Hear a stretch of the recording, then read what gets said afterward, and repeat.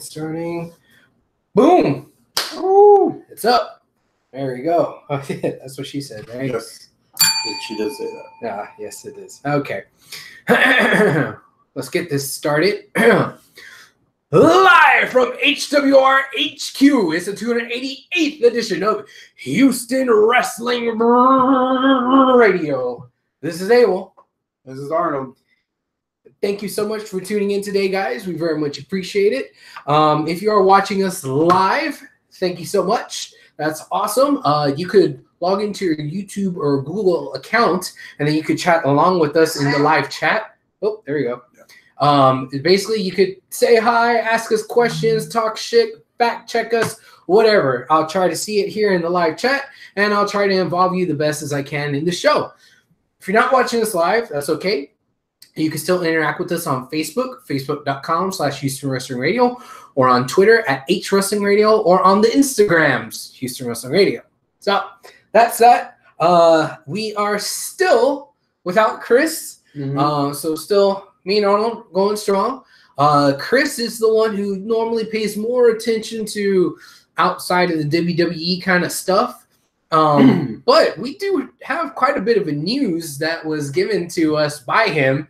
So if you wouldn't mind, I'll go ahead and pull up what he had sent us today. He said, hey, y'all need to talk about this. So this is me kind of just appeasing Chris.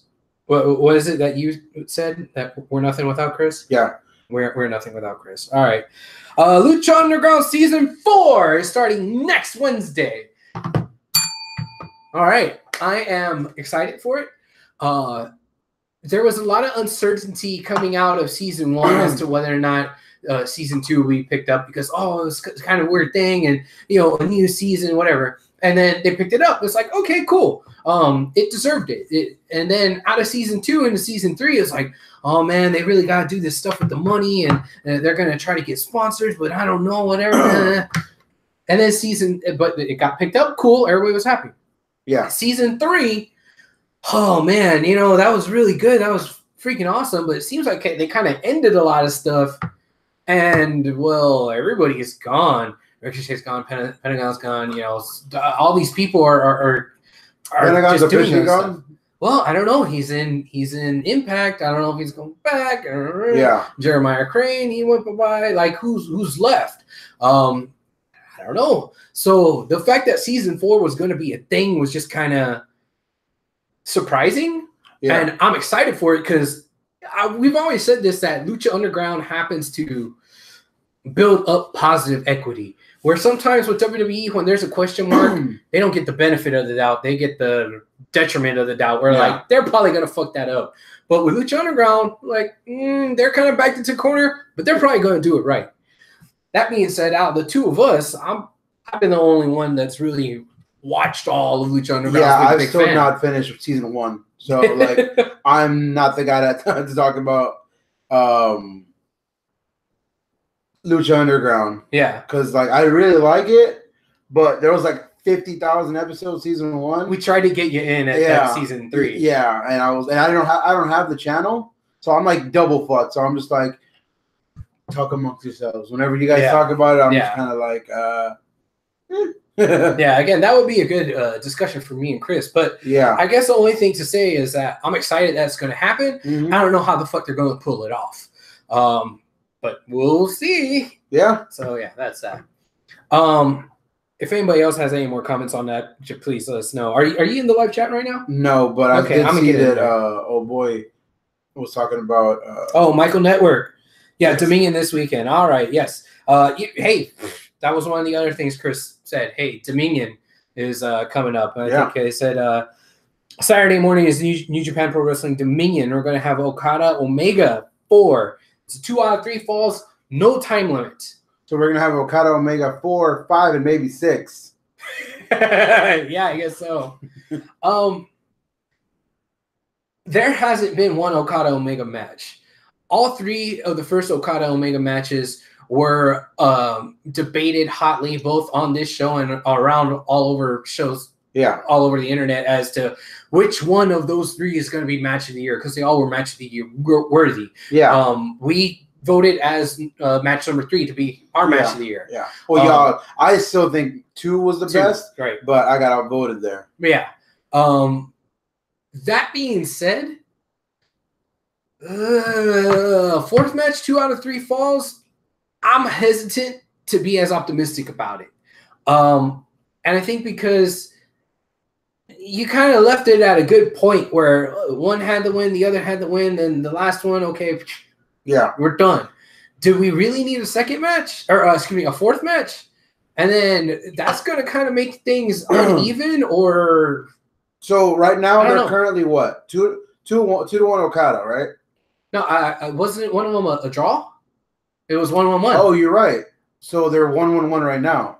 Oh, so I guess this one will determine who the ultimate winner out of all of it is? Yeah, because there has to be a 2. Yeah, that's fine. That makes perfect sense. Okay. That's why I didn't think it made sense. I was like, I thought Okada was up by 1, but apparently he's not. So, yeah, no. It's all good. How desperate are you to see it?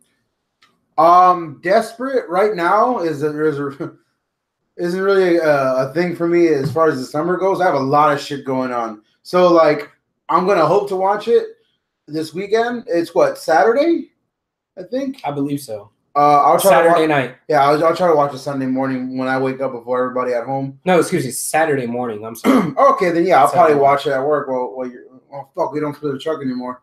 I'll watch it sometime Saturday night or Sunday morning. So are we going to kind of treat this the same way where the last 3, where you and I specifically, we just heard that it was a badass match and then we had to go and watch it? Yeah, like definitely. Okay. Well, one, we can't watch it at the same time as Chris because we're going to be at work, both of us. That and the Japan network isn't like WWE network. If Chris is watching it, I can't watch it too because I share an account with Chris because he's my boy. But yeah, so after he's done having his fun, I'll have mine. If not, I would just watch it on Facebook. That fucking Mark will post it up. Yeah. Michael Network in the live chat says Okada is a better champion than Brock.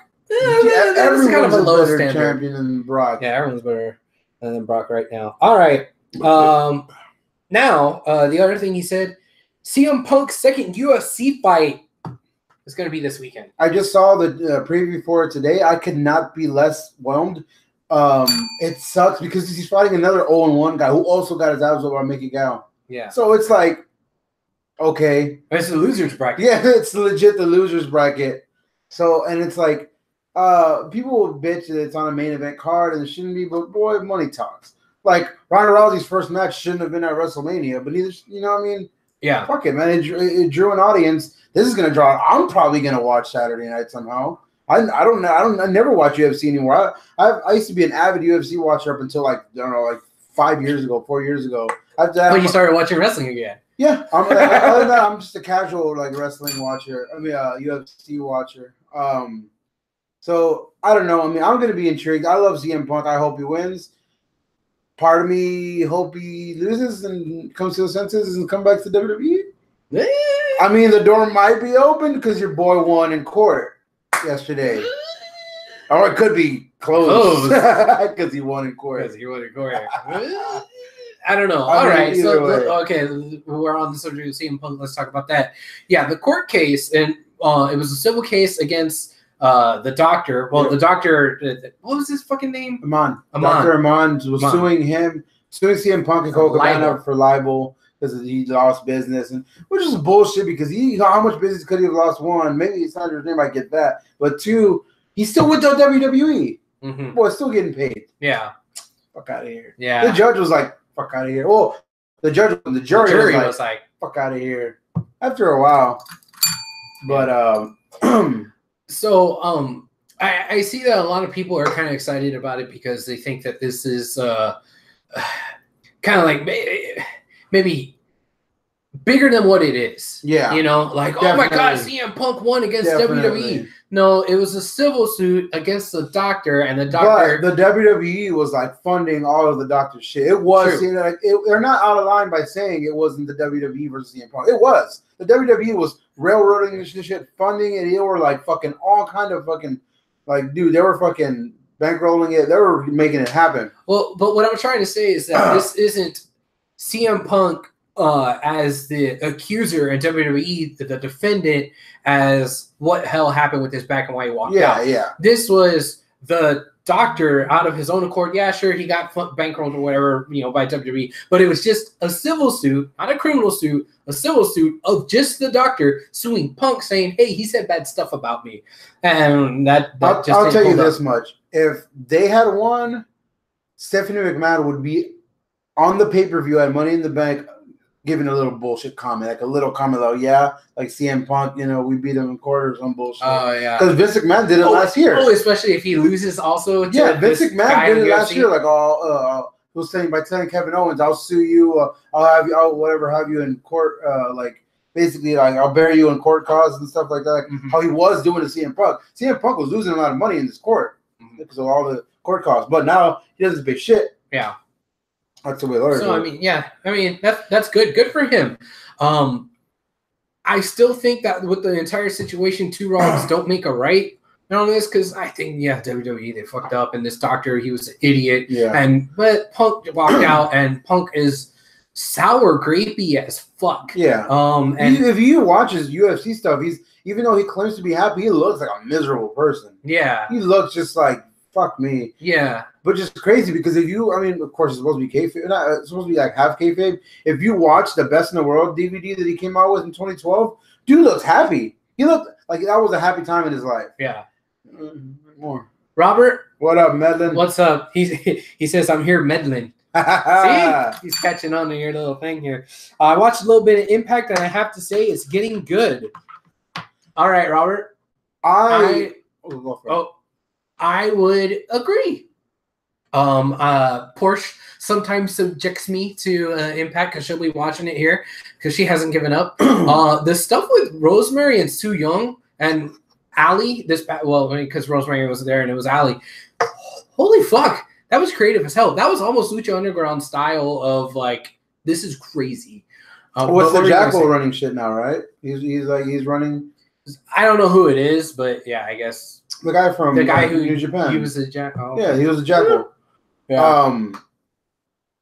I did some TNA learning over the weekend casually. I always just skim through and watch YouTube wrestling shit, what culture and whatnot, WWE, whatever the fuck, WrestleMania. But a suggestion was boom by this global wrestling shit that their own networks they have. They were like, oh, top 5 TNA betrayals, and I watched it like, oh, this position, top 5 multi-channel. It was like a bunch of lists. I'm a fucking sucker for lists. You'll come to know that I love lists of organization, and I love opinions about that. So I watched 30 minutes worth of TNA knowledge. So I'm kind of knowledge a little bit more of old school TNA. Yeah. TNA, not Impact. I still have no idea what the fucking Impact is. But yeah, hey man, the more wrestling there is in this world, the better. Yeah. So Robert also says Sami Callihan's attack on Don Callis was pretty sick. Don Callis, that's who the Jackal is. Is that okay? That's who that is. Yeah. Okay. That was the Jackal from WWE. Okay. Either he's a great kayfabe villain type, or he's legit insane. Yeah, I can see that. All right. So yeah, Impact's doing well. We had all the CM Punk stuff talk about that we already got out of the way. Lucha Underground. What else did he say here? I think that's it. Okay, yeah, that's all that Chris had said, and that he gave us notes about. Michael Network said something about did Brock sue the WWE? I don't think so. Did he ever sue the WWE? Sable did. Sable did, and then she came back to the WWE after the lawsuit. So, well, Bret Hart did. The Ultimate Warrior. Yeah. I don't know if he did, but they didn't like each other. Yeah. Dude, after Ultimate Warrior came back, anything could happen. Yeah. So we'll see. Yeah, we'll see. I'm not going to hold my breath about it. No, I stopped holding my breath like in 2014. I'm not going to be one of those guys out there chanting CM Punk. I'm not going to do that either. Because Houston, good job. No CM Punk chants on Monday on Raw. Good job. I was fearing him, and I was like, "You fuck." There was a little. We'll get into Raw later. There was a little fucking fuckface kid about 2 hours over from me when Nia was wrestling. The little probably 7, 8-year-old kept chanting Nia lose weight, and I was like, "Come on, dude!" And the dad was just sitting there like, "Come on, fucking awesome parenting skills, dude. Yeah. But other than that, good crowd. Okay, we will definitely talk about that later. Yeah. As far as all the ancillary stuff, we're good. Mm-hmm. Do you want to jump into NXT and I then want to Raw start and chronologically. SmackDown? Yeah, I want to start with NXT. NXT. Solid episode of NXT. These episodes, I love that they are. We're not getting the whole, oh man, we'll see Velveteen in June 4th. Cool, we'll see him wrestle again July 6th. Yeah. You know what I mean? We're not getting all these fucking like gaps of the main storylines. Yeah, storylines. They're continuing throughout the week. Like I said, the one thing I was getting frustrated with, I asked last week, I'm like, where the fuck is Alistair? Mm-hmm. That's the one we haven't even seen him wrestle since WrestleMania, since NXT TakeOver. Well, we got him back, and I popped just as good as for that fucking song as I've always popped. Yeah. Even I finally got Penny to watch NXT with me. Usually she watches Raw and SmackDown with me here and there. But I was like, hey, put on NXT, and she was like, oh, black, it's black. Like, everything was all dark. And I was like, yeah. And it's like, oh, cool, because the way he popped up. And it was fucking awesome. Like, the song, I'm still popping for Alistair. He still hasn't lost his luster for me. Like, I haven't lost my luster for him. Mm-hmm. And so I was like, hell yeah, well, who's he going to fight? And boom. Lars Sullivan. All right. I'm down. Yeah. I am down for this, man. Yeah. I really like Lars. I know that was it Chris that was throwing shade about, oh, he has a lisp and he just seems generic. And I was like, I kind of like him because he has a lisp. I like him that he has a lisp. I don't think he's generic, and I think that he's an intellectual, and that what makes him even better. That's exactly that. Like, he's just not some big dumb guy. Yeah, like he is big and smart. Like the opposite of Braun. Yeah. Well, even Braun's not that stupid, but you know, at first he did start being a meathead at first. Yeah. He was, I will come just now. Like, that was it. Yeah. This dude was like, oh, let me tell you what I want. Like, he'll like fucking do a Venn diagram of what the fuck he wants. You know what I mean? He knows what the word Venn diagram is, you know? I sure as fuck don't. So I'm cool with it. What I'm not cool with slightly, and only slightly, this is being nitpicky as fuck here. Lars said, per William Regal. Yeah. And I was like, okay. Yeah. Like, I would have been okay with it if, like, later you saw William Regal talking, because that doesn't seem very regally. You know, that he doesn't normally do something like that. Have we even physically seen Regal since, like, TakeOver? I think it's been I know he actually since TakeOver. I know he missed TakeOver, so we didn't even see him at TakeOver. Really? Yeah, he was sick. It's been a while, but I don't know. I kind of thought that was weird because usually Regal has some sort of justification for giving into a heel. Yeah. Now I could understand that justification could have been that, hey, it was 2-on-1 Velveteen and Ricochet versus him, and he technically did win, but he won through shenanigans because Velveteen turned on Ricochet. Yeah. So I thought there was going to be some gray area there, and that would have been gray area that I would have liked to have seen William Regal explain. And we didn't get that. And I thought, well, okay, maybe he just went out there and said, per William Regal. Yeah. Maybe he was just bullshitting. And then later on in the night, William Regal, oh, I didn't say that. And maybe something. But no, nothing. So, But again, I'm just nitpicking. Everything else about that. It's a match I'm solid intrigued for Money in the Bank. Then we got your boy, Raymond Rowe. Yes, and his War Raiders.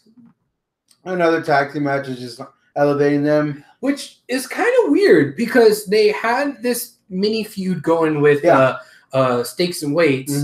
They beat them. You would think they would go on to something else or have a storyline, but nah. They go out there and just beat up some jobbers. Yeah, they're kind of weird. They're kind of doing the enhancement talent and go kind of leveling up on World of Warcraft. Yeah. You know. But taking out boars in the forest. That's kind of it. So yeah, I mean, I'm honestly when I see them come out, I'm not really into them, but I know you are, so that gets me happy. So I'm just like, I'm like, oh, cool. Abel likes these guys. Cool. That means we're gonna talk about them. So let me watch this match. If you didn't like them or know who they were, I'd be like, gimmick next. Like I've never been into like that whole like and every time I see them, all I can think of is that I think that tag team that was around like in 07. I think they were like the Highlanders. The Highlanders? Yeah. That's what they remind me of, and I'm just like, damn it, now another fucking gimmick. God damn. Okay, well, what about the match? You saw them wrestle. They were wrestling some jobbers. It was a solid match. They weren't bad. That's how I know they're not the what was the guys' name? Highlanders. Highlanders. The Highlanders, they sucked. Yeah. So that's how I know they're not them. They're more Bludgeon Brothers than anything. And even then, they're not the Bludgeon Brothers because they're husky dudes, but they're agile too. Yeah, that cartwheel, get out of the way that Hanson does. I fucking love that. Yeah. That finisher where they kind of bounced them off of each other, and then Rowe was holding them up in German, and then went from one rope to the other. Rowe had to like turn around. Yeah. Bam. Yeah, that was beautiful. That was solid. It was a good match. Mm-hmm. That's what I gotta say about that. Okay, cool. Well, let's go. Well, I don't want to jump quite to the main event. I don't. I definitely don't because one of my match of the week candidates happened. Okay. EC3 versus Eichner. Fabian Eichner. Fabian Eichner. Man, I really like that match. Yeah, it was good. I really liked both of them in that match. No, I don't think there was a loser in the match. So much so that I know EC3 won, but to me, this has no effect on Eichner. I think it elevated his stock. Yeah. Because EC3, I'm full on board. I like EC3. When Eichner debuted, he kind of debuted right around the same time as Lars. Yeah. And I was hesitant as to which one of those two I would like more. I liked both of them from the get-go. Yeah. But it's like, oh, man, which one of these is really going to be the standout? Mm-hmm. And obviously now it's Lars. Good. I don't know why Eichner just hadn't been on weekly. Yeah. You know, he's just kind of peppered in here, and they're kind of like a Raul Mendoza or one of the Ely brothers. That's exactly what it was. By the way, one of the Ely brothers got released. Not one of them. Uriel. I did not know that. Yeah. I know Zeta got released last week. Zeta got released too, yeah. I heard of that. Fucking weird, and I don't know why, but okay. Okay. Yeah. Given the fact. Yeah. However, in the middle of the match, we had Johnny Gargano appeared. I was like, what the fuck? He just came out and said, we're going to have a street fight at Chicago, NXT Chicago. And here's my paper. Yeah. And then EC3 is like, yeah, but when he was just about it, I like that. And he's like, "What the fuck?" And then as there's an Eichner fucking did the moonsault onto him. Oh, when he ran up the corner and then did fuck, that was awesome. Wasn't moonsault. I'm not sure what it was. No, it was a crossbody because he just jumped on him. EC3 was standing outside and he ran up onto it and then turned and did the crossbody. Yeah. That was solid. And then they go back in. EC3's finisher is one that I think I used to have on like WrestleMania 2000 creative character. I'm positive I used to have that as my finisher. Okay. I forgot what it was called, like the Fallen Angel or some shit like that. But it was like, you put him like that, and then you just twist him and blam, and neck breaker. Yeah. I'm positive that's a finisher on WrestleMania 2000 and or No Mercy. Yeah. But I like it. So ding ding for me. Bianca Belair. That stuff was fucking cool. That is exactly what I wanted them to do for Bobby Lashley. That is exactly what should have happened in that Lashley promo. And that was 2 episodes long. Because first, Bianca Belair's out there just in kayfabe character, just kind of talking random various shit. And you'll find out next week. And then next week, which was this, past week, this episode we were talking about, it was like this very in-depth, like, yeah, she was a track and field star. She got this scholarship and she did this and that and this award and that award. And, she and it told her fucking story about how she wanted to become a wrestler and how, she may not have wrestled throughout the indies for 10 years. Yeah. She's like, I started from ground zero and I'm already beating some of these other girls. Like, okay, cool. Like it was awesome seeing that as like a story. And man, as happy as I was for her and as happy as I was to see it, I was also sitting there thinking, why couldn't they do that shit for Bobby Lashley? Yeah, they started to, and then they veered off in a whole different direction. It was terrible. But enough about Lashley. We'll get to him later. What I like about her saying that exact statement, there's two different people said the exact same thing, and one came across legit. Okay. Bianca Belair said, I didn't go through the indies. I, did the Performance Center. Yeah.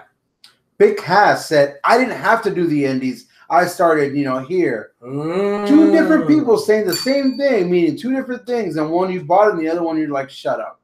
Yep. How come Heather's supposed to be a heel? Yeah, I like her more than ever now. Mm-hmm. I can't wait to see more of her. Another match of the week candidate after that, Ricochet versus. I have to see that because that's not his name. Chris Dijak. Not Donovan. Not Donovan Dijak.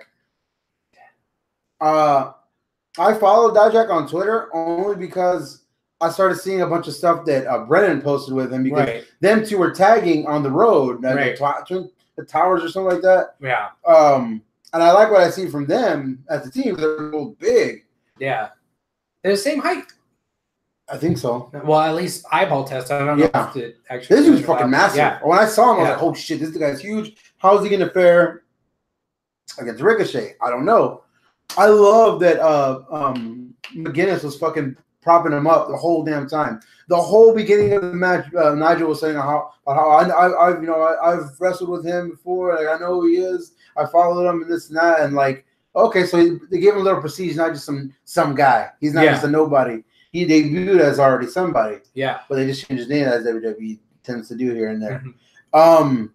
Ricochet, fuck, dude. Every time I see him, he fucking puts on a badass match. This one, dude, both of them hung because I'm saying Dijak was tall, but flippy. Yes. And strong.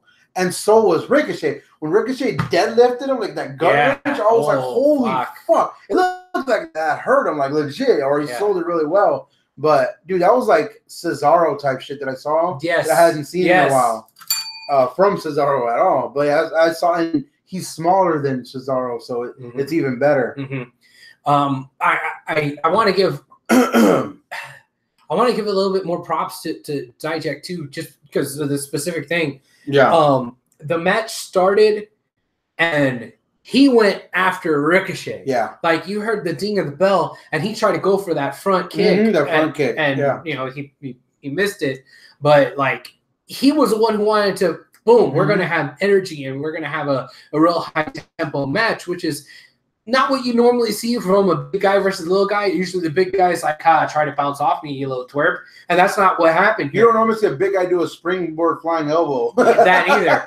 Or, you know, a moonsault either. And of course he missed it, but fuck, all the stuff that he tried to do was amazing. Yeah. And it kind of gives me a little tingly in the pants knowing that Brendan's tag team partner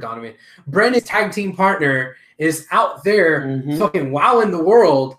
How long is it going to be till we see Brendan in the match? Or are they going to be next week? Yeah. We didn't know Dijak was going to be in this week. Exactly. I didn't know Chris Dijak is going to be out there. But fuck, man, I really hope that that's soon, man. And if Brendan is pulling off the kind of shit that Donovan's doing, damn it, I did it again. Dijak is doing, then man, dude, that's going to be an awesome fucking team. I saw Brennan when he was first down here in Houston, training at Booker's, and green. Yeah, he was green as fuck. Yeah. But that's to be expected. But he didn't leave his feet. You know, the matches that he had, he was the big guy who was just tall and power, and he would do suplexes and do big strikes or whatever. Yeah. He would only leave his feet whenever he would bump, but he wasn't doing flips and corkscrews and this and that and all that. I kind of hope maybe him and have you seen some of the movesets that they have?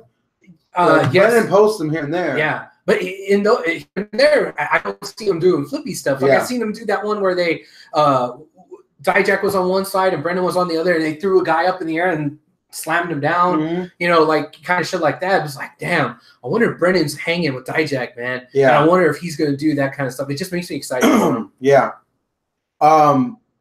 How do you feel about the 630 splash? I fucking love the 630 splash. I love it so much. I've loved that since Puma days. Well, I've seen him, either that or I'm tripping. I've seen him do just 2 flips and land forward before. Have I, or am I just tripping? You might be tripping. I swear I've seen him do basically 2 450s. Okay. I might be wrong. I think I'm wrong. I think you're wrong, but I'm not sure. I don't know. Cause the last 2 times I've seen him fall on his back, I was like, doesn't he normally fall on his face? whatever. He lands on his back. It's still cool. I think it'd be cooler if it landed on his front like that, like a splash. But hey, dude, do you know how hard that would be to do? Oh my God, 450 is like, okay, that's a lot. Yeah, this is another fucking. Yeah. But I love, and you only saw him do this a few times, even in Lucha Underground, where he would do the 630, land on his shoulders, and then bounce up and land on his feet. Like he didn't always do that. What do you mean? Like when he gets up, he does the thing. He lands on his back or his shoulders, whatever, and then he lands on his feet. He gets back up on his feet. Oh. He did that here in this episode, and that wasn't every time. Yeah, because a lot of times, even in the underground, he just that's it, and you have to, kind of crawl around to do the thing. But like, I don't know if he just has extra pep in his step or what. But dude, like, it looks fake the way he does it. It looks like he's on like a trapeze, and he did because that first like turn, dude, it's like dead like. There's no like front. It's just like, it's so fucking weird. He's so goddamn fucking talented. Amazing. It's so. That wasn't even the coolest shit he did. No, because after he wins, fucking Ricochet, whatever. Here comes Velveteen talking shit. Like, what up, bitch? And they're gonna fucking tell him, they're gonna face off. Yeah. Like, all right. And then he just saying like, anything you can do, I can do. Anything this and that. Yeah. All right. And then he's like, you talk a lot of game, say it to my face. And he's like, blah blah blah. Boy, Ricochet just front flips out the fucking ring. Like, what up? And Velveteen's like, speechless for damn near the first time I can remember. Yeah. He was like, damn. All right. Yeah. He had that fucking like surprise drag queen look going for him right there. Like, I know this bitch just did it. Yeah. Flip out of the ring. Like, and land on his feet. Like, that was so fucking cool. It kind of. And see, I guess I'm supposed to feel this way. Yeah. But I'm kind of uncomfortable with the fact that I feel this way, which is, Velveteen, you're full of shit. Okay, I get that. Maybe I'm supposed to feel like that, but man, like him coming out, not even before the flip, not before this episode, but like last week. Yeah.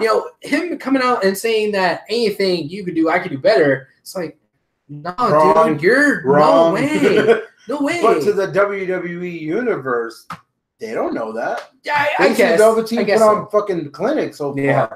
And they've seen Ricochet put on flippy dippy stuff, but when it comes to the gig, Again, I might supposed to feel this way because he's a heel, but no. I can't wait for this match though. Yeah. I can't wait for this match. And it's Velveteen needed because I was starting to think like, damn, I think they missed her fucking chance to strike while it was hot with Velveteen to boost him up, but no, they didn't. They did the right thing, keeping his ass down there because man, we're gonna get a hell of a match. Is this what Velveteen needs? Because man, he's gonna lose to Rick. That's what I was about to say, man. Another big time loss for Velveteen. I just realized, that would suck. So maybe he beats Ricochet. That would be cool. If he beats Ricochet, I don't mind because that's given. But then again, Ricochet lost his first big pay-per-view match himself. It was a 6-man. Yeah, that's true. So I guess he didn't get pinned. Yeah, fuck. I don't know, man. I kind of want both guys to go. But I hate for Velveteen to become just the gimmick guy. Yeah. Because sometimes when you're just the gimmick guy, they say, "Oh, he's over because of his gimmick. He doesn't need wins." Yeah.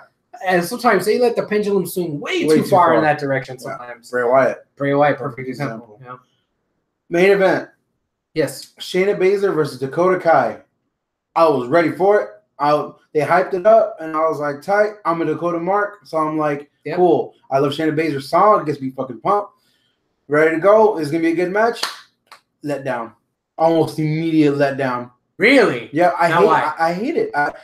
I hate it, one, because it's typical WWE wrestling of, big guy, and just knock around the little guy over all in the match.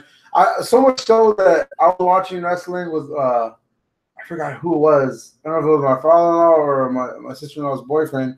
He's like, I don't know who's gonna win. The guy that's getting their ass kicked in the beginning of the match. Yeah, it's kind of one of those things where I was just like, okay, but she was putting it way too much on Dakota. She was beating the holy fuck out of Dakota. While I was expecting more of a fight, and Dakota finally mounted a comeback at the end, which she looked good doing it, but it was like short lived. She just got her ass whooped. Mm-hmm. I expected more. All right, before I get too far into that, Robert Ramirez says Velveteen needs a W more than Ricochet. True. Okay. All right. So yeah, the Dakota Kai match, I kind of feel you on there a little bit. I'm not 100% there saying, oh my God, it's such a disappointment, but the fact that it was more of Dakota being scared and getting her ass whooped because she's scared, and she wasn't getting her ass whooped because it was very competitive. Like Shayna was kind of playing with her, like just dogging her. I was expecting at some point to fucking and stick in her ear at some point. To you me, know? this brought Dakota levels down. Yeah, it didn't elevate her in a loss. Sometimes you look good in a loss, and she didn't. It made her look like a wuss. Yeah, you know, it made her look like just this cowardly baby face, which doesn't really work. It made her. When she first came out, I had never heard of her, never seen her before. Right. When she first came out on the Mae Young Classic, I remember because it was fucking Hurricane Harvey. I was watching it, and I remember my wife in the dining room watching, and she just sees her entrance, and she's like, "What is this? Like a Great Value Bailey?" And I was like, "No, this girl's different." And for the tournament, she was good. What I saw this reminded me of Bailey, and I was just like, "Damn it!" And the other frustrating thing about the way that she went about this is that she kind of already had that point where she kind of got over her fear. Yeah, when she did that whole still kind of timid, but like we'll see. Yeah, you know, like I was expecting her in that match to be more of in that mindset. And then when she wasn't for the majority of the match, when she went back, she was 2 weeks ago, I was like, man, dude, I didn't dig it, because it was like there was progression and then there was regression to get back to where it was. I mean, eventually she, you know, hooked up and like ran on her she's on, leg. Dude, she looks badass. Yeah. When she's on, I think she's solid as fuck. Yeah. She started in the middle of the match trying to run even on her bad leg, and she still would sell it after she would do a big move. She did that cool fucking running kick. I love that. But I wanted less in the beginning. Like I wanted her to not be all scared when she came when Shayna's music first hit. Yeah. But I wanted her to still be like, okay, I can do this. I can do this. Even if she was like just trying to tell it to herself kind of thing. And she then needed to tell a better story. And then when the bell rang, I needed her to kind of like, okay, we're going to do this. We're going to do it. And then get punched in the mouth. And then have her be like, oh, fuck, what am I doing? I fooled myself into thinking that I could beat her. And then have all that doubt come in. That's when Shayna's whooping her ass. But that's not how it went down. She just went in there as though she was a little puppy dog getting her ass kicked from jump. And I don't know, man. It just wasn't cool. No. The match ended with her getting choked out. And we were like, oh, hey, NXT's over. Then she kept choking her out. She got her back. So out comes fucking Nikki Cross. Right. And out come the fun. Yes. This is the Nikki Cross that I've been waiting for to see on TV. That we've kind of got a little glimpse of. I saw her at Access wrestle, and she had like a different vibe to her, and I saw it on TV now. It's like more of like more stable approach. You know, she's coming off crazy, but like more of like a clear-minded kind of crazy, if that makes any sense. A clear-minded crazy. A focused crazy. Focused crazy, yeah. But she's not just scatterbrained. She knows what she wants. Okay. In a weird way, she like grabs the belt or whatever, and then she gives it to Dakota. And I was like, he's awarding her the belt, and she's like, no, she told you tonight, Dakota. She kept saying it all weird. Like what? She told her, you referee. Like I heard her say that, you referee. Yeah. She's like, okay. Yeah. And then she holds the belt like so confused, but so fucking adorable. She's like, what the fuck is going on? And then boom, she hit that basically the same move Elias does. Yeah, is it? No, I don't think Elias hooks the leg, does he? I don't know. Shit, I don't know. But it looks like the same move as Elias does. And fucking bam, hits it 1, 2, 3, and she wins. Well, of course, she didn't really win. And by as we'll see about the Money in the Bank, that means she ain't gonna win the belt. Yeah, I'm glad that the referee, the real referee, was out there, and he's like, "What the hell?" And I'm glad that the announcers were like, "Yeah, this isn't official. This is just her being crazy." That was the opposite of what happened on Raw with Kurt Angle, just letting the fucking match happen. Yeah, letting the inmates from the prison. Yes. It was fun. It wasn't quite exactly what I expected. That's okay because it was fun, and it was. Sometimes when it's not what I expect, that's not necessarily a bad thing. Yeah, for sure. So that's that. That's all of NXT? Yeah. Okay. We set up a tag team match, the titles. Okay. The Undisputed Era versus Oney Lorcan and Danny Burch. Cool. And tonight was Roderick Strong versus Danny Burch. Okay. Kind of like a preview match. Yeah. Yeah, that's it for NXT. It's looking pretty good for TakeOver so far. Cool. Now, time for some fun. Oh, yeah?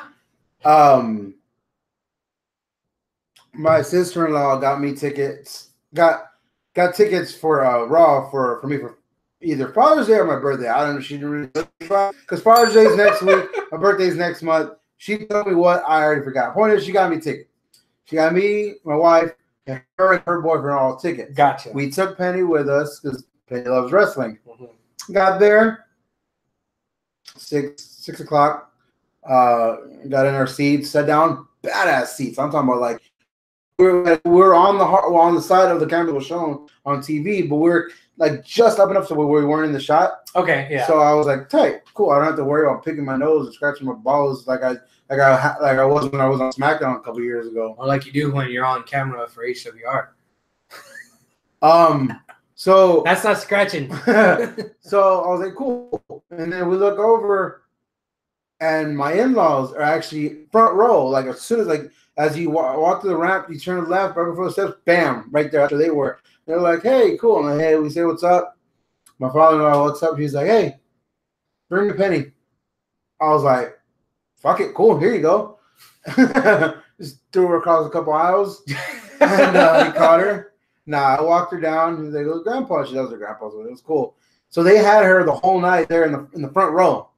Yeah. When the whole time, some matches I was looking over, and I was like, no, I couldn't help but like just looking at my daughter. I was like, yeah, fucking cute. She was wearing her WrestleMania shirt, her legit boss chain, a pink bow, and a Connor's Cure tape that we got at Access. Okay, yeah. So she's like, she's having the time of her life, and she was excited and she was having fun.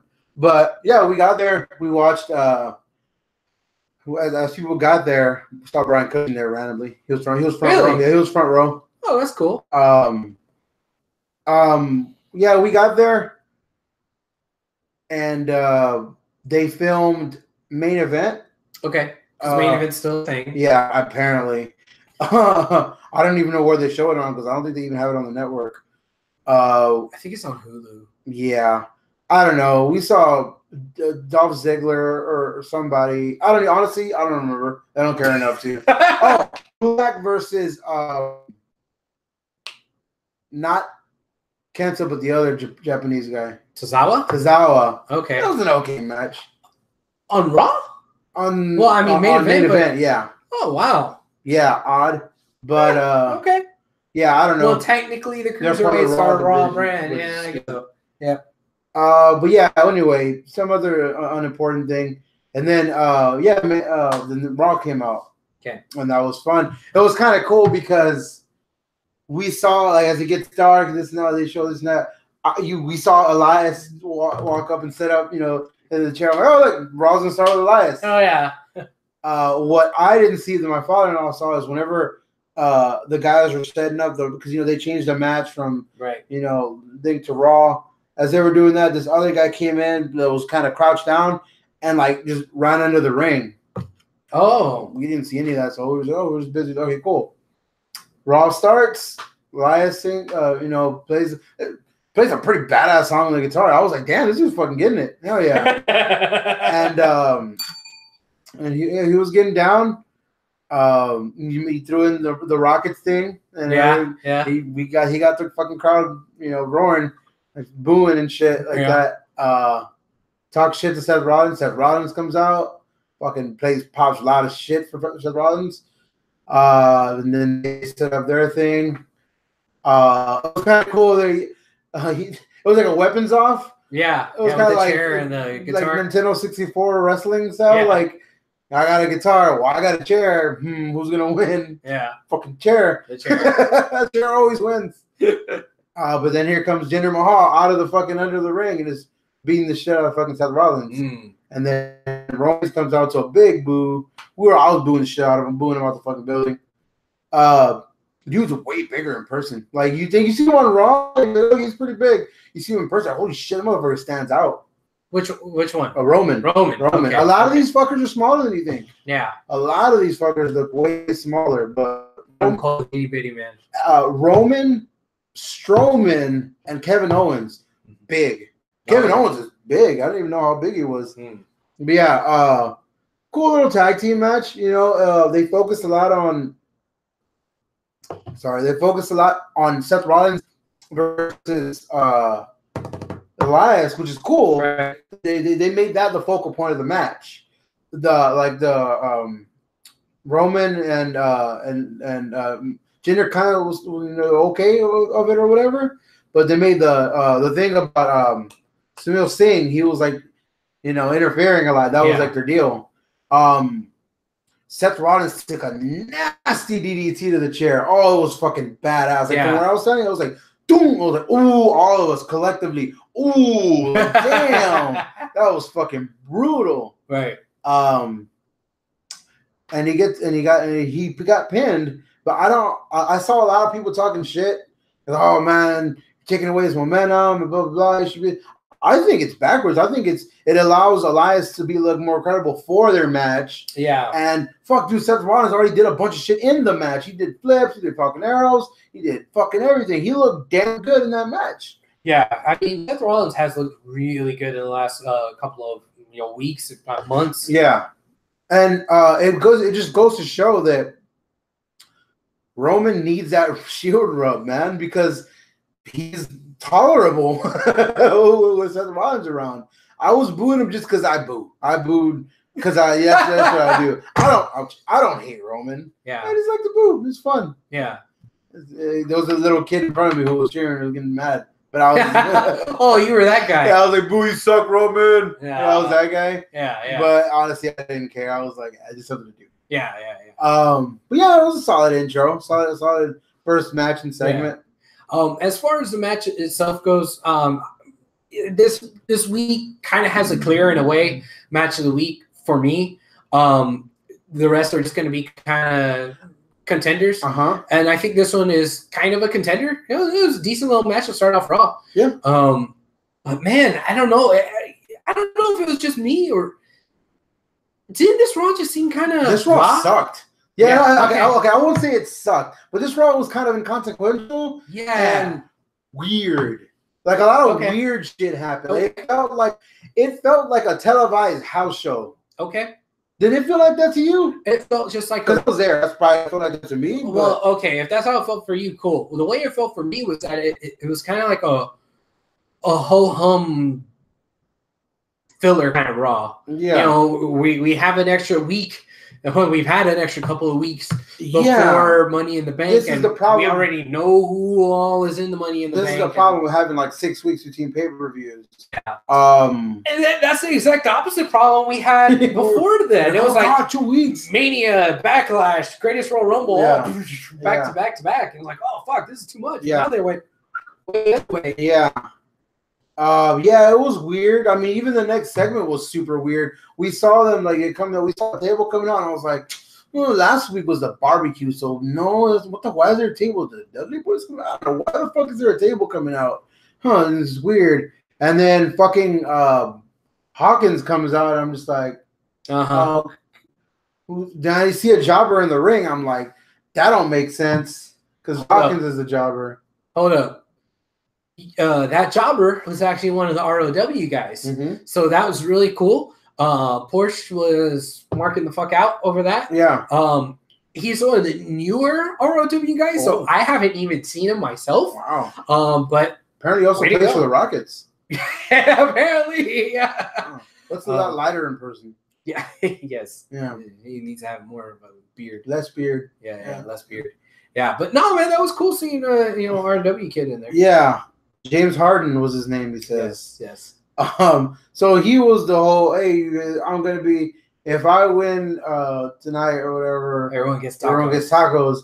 And one, I'll tell you, before the match even started, I looked over. I'm like, there ain't enough tacos for that's everybody. like 40 tacos at best, 50 if you're pushing it. Yeah. And those are white people tacos at that.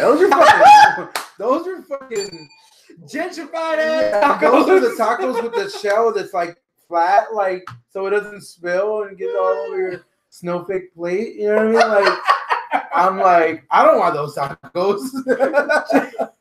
So I was like, all right. Those are the tacos you get at Edo. Yes. So I was like, you know what? I don't like those tacos. So I hope this dude wins. Yeah. And boom, Baron Corbin comes out. I'm like, this is the first time I'm going to cheer Baron Corbin in a very long time. Yay, Baron Corbin. And he comes out. And as soon as he walks in, I'm like, he's going to hit the jobber. Yeah. He does the end of days. Blam. Ding, ding, ding. Reality of Wrestling got their first win. No, they've had plenty of wins. But no, of actual current members. Oh, yeah. I mean, if you want to count the Usos and Ember Moon. I meant like while they were still currently in ROW. Oh, not graduates. Like, right. Okay, yeah. Yeah, I guess you're right. Robert says, how about that Constable Corbin? Yeah, I don't know how I feel about that. I don't love it, but I don't hate it. I like it as the more of like a, because I like Corbin in that role of just I'm gonna be a dick. Yeah. I'm gonna be picking at Kurt Angle, but I hate the fact that we're picking at Kurt Angle.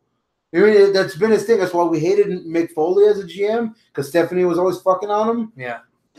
Kurt Angle at first because Stephanie was always fucking on him. Post Mania, it's been fun to watch Kurt Angle be the GM. Well, I wouldn't say fun, but more tolerable. But we could disagree. That's true. On that. Yeah, no, that's definitely out of the two, Paige is a way better GM as far as on TV. Mm-hmm. You know what? I'd argue the best GM's actually Drake Maverick.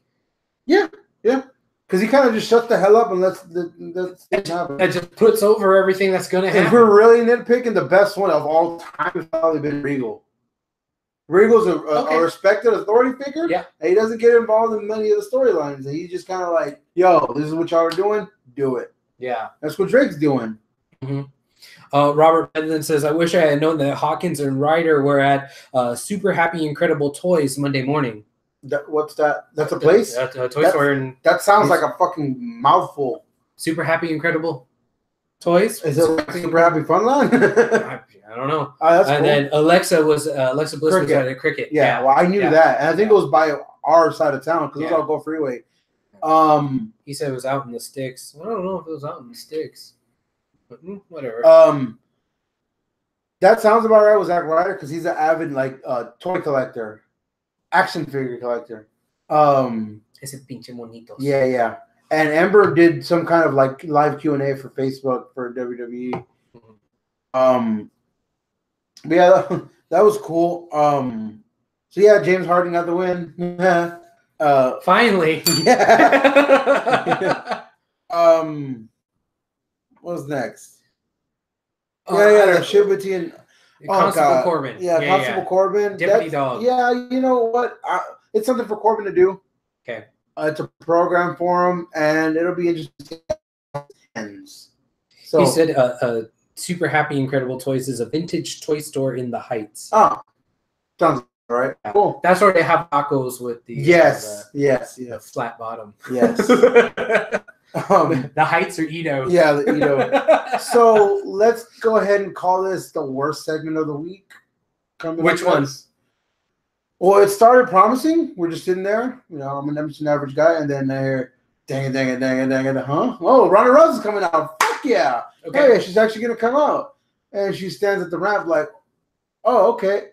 Oh, she's on commentary again. All right, whatever. And then Nia comes out. Oh, okay, cool. Oh, yeah, and she's gonna fight Natalia. All right, that's gonna be an okay match. Mm-hmm. We watch it. It's a lot of rest holds. It's a lot of rest holds. The match was boring. And then towards the end of the match, Nia, Natalia, fucking hurts her knee on stepping on Nia. Stepping on Nia, apparently. Yeah. And, oh, shit, they saw it, as an injury. She wins, but everyone's all concerned. I'm sitting there watching, kind of cringing, what's going on here? And then Ronda comes in to help, and then Nia like goes to like, oh no, leave her alone. Okay, but no, but she's my friend too. And we're back to so is Nia a heel or a face? I don't know. So it's terrible, it took forever to unfurl out in the ring. And you had this without commentary, so I'm sure it was even more confusing. Worse. Yeah, I was like, well, let me tell you what happened on commentary, with commentary. Ronda was out there greening it up. Yeah. Wasn't good. I mean, she wasn't bad, but she wasn't good. Mm-hmm. She didn't add anything to the experience. But the injury happened, and, of course, Ronda's all concerned, and so she gets off the headset, goes down there, and Nia is trying to be concerned, and it was really awkward because continue the match. Yeah, but like when it couldn't continue, and they were just there like with each other, it looked like Nia was about to do the thing that should have happened, which was "fuck you, Ronda," bam. Yeah. But she didn't. She's like, "Hey," she's like, "No, hey." No, hey, no, hey. Yeah. And then she like stood up like, I'm about to beat this bitch. And she looked around and she was like, hey. Like, what the fuck? Like, where? Yeah. Did somebody skip a line? Did we forget something? What the hell? It was terrible. So much so that the very next day, my friend Robert, who doesn't watch wrestling, he used to watch wrestling a lot. Different Robert. But he kind of gives me shit for watching wrestling, but he's cool. He's my boy. He was like, hey, I just have to ask. I was watching Raw just to see if I could see you or your daughter. Oh, I was only watching according to him. And he's like, hey, was that blonde girl really hurt? Or was it just really bad acting afterwards? I'm like, it was bad acting. He's like, yeah, because it looked like they should have fought, but they didn't. I was like, yeah, that's the kind of stuff where I don't like people that don't normally watch wrestling to start watching at that point where I'm just like, I don't know what to tell you. I don't know what to tell you. This was bad. Yeah, that was bad. And then they didn't exactly help it out later on with that segment backstage. It was still like, I'm your friend. Well, I'm your friend. And I was like, shut up. Yeah, I just want to be alone. And that whole thing about, well, I'm your friend. That's not a heel thing to do. No. So it's like, man, this back and forth with Nia, is she a heel? Is she not? It's not really working. Yeah. I know that last year there was this big rumor going around that Triple H and Vince decided there's not going to be heels and faces anymore, that you're just going to be whatever you are. And then they kind of like never really did anything with that because everybody is still like a clear-cut heel or face except for Roman.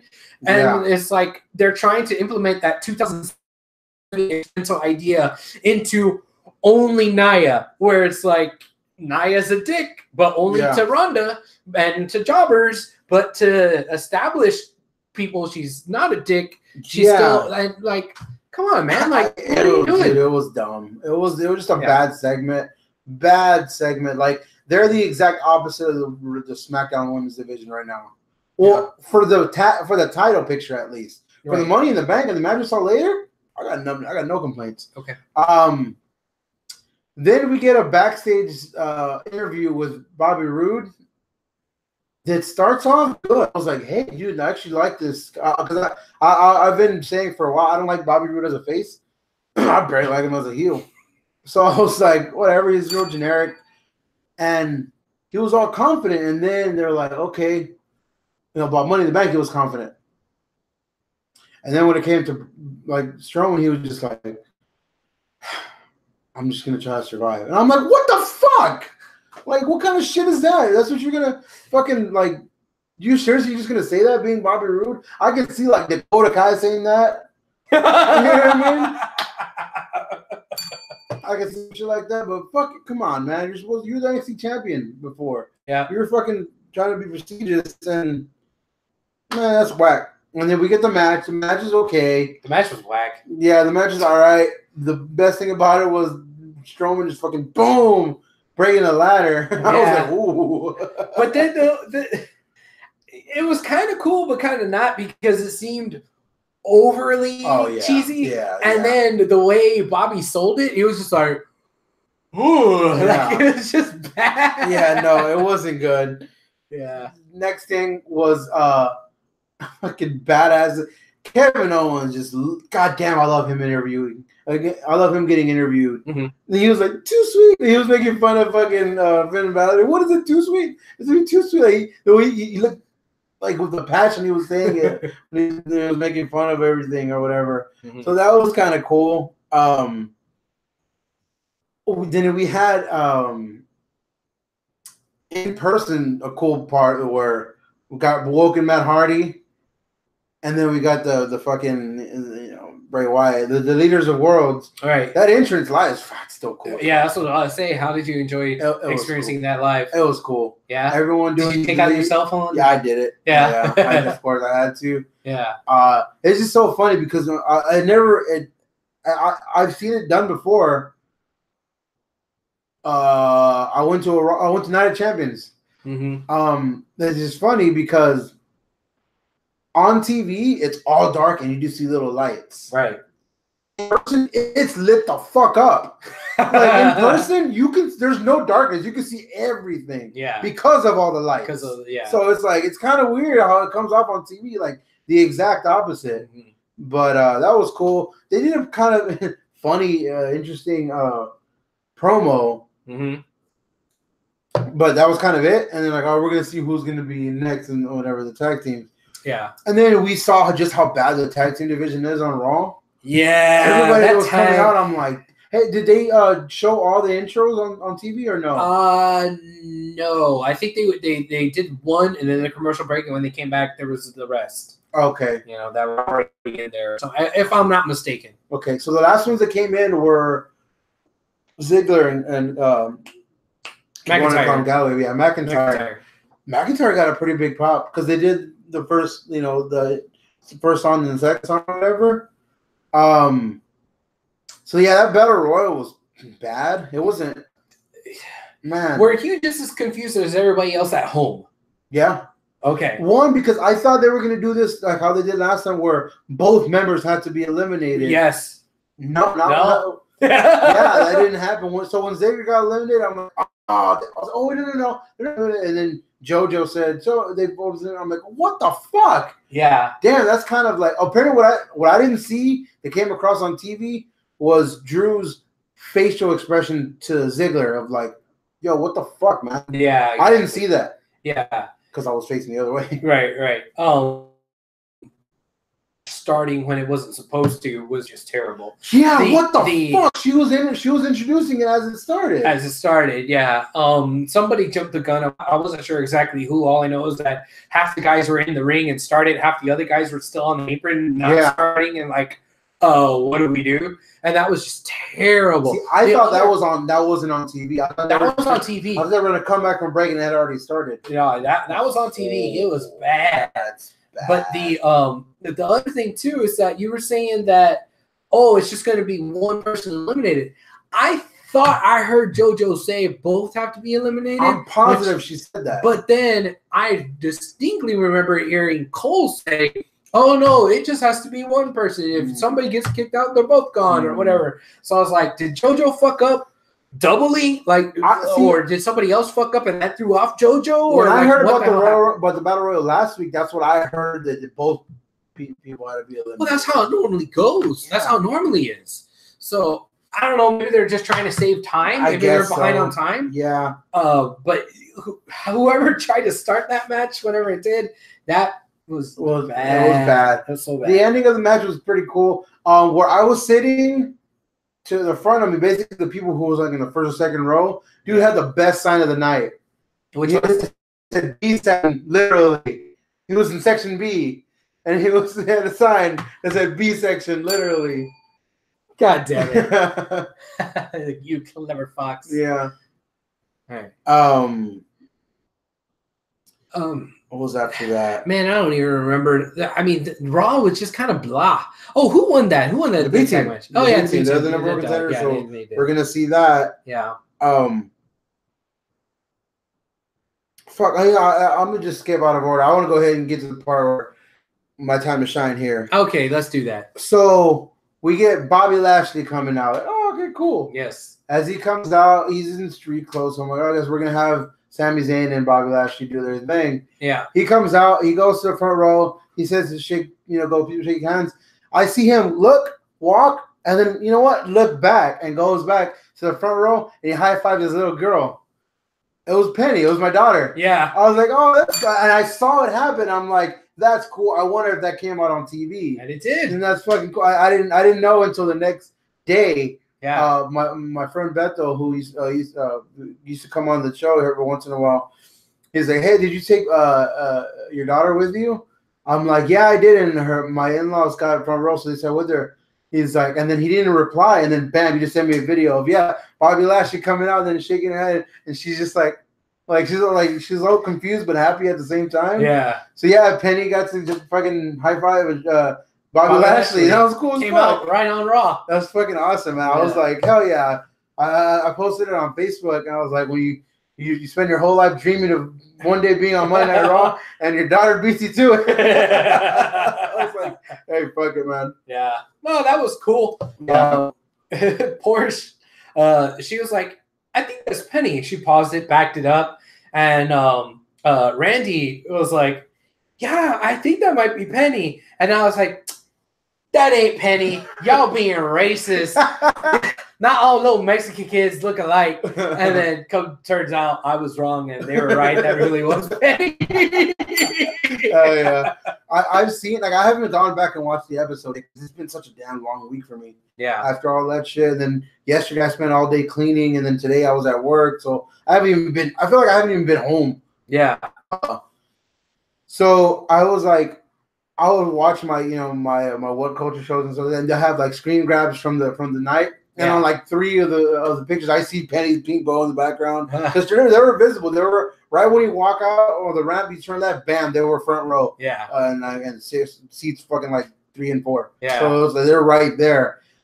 During the first match, Jinder came out or whatever, and like got thrown over there like right in front of her, and she was like. Frightened of, I don't know if it's because he's so big in person or he's brown and she's racist. I don't know what the hell that is. But I was just like, oh shit. I was looking at it too. And she touched him and he turned around like, what the fuck? And then he saw it was like a little girl. He's like, and then he turned back around. I was like, man, if you would, I would have fucking jumped over that goddamn barricade. Got my ass whooped. Got your ass whooped for your troubles. Yeah, but that was cool. Later on, there at night too, for the main event, Finn comes out and it goes to commercial break.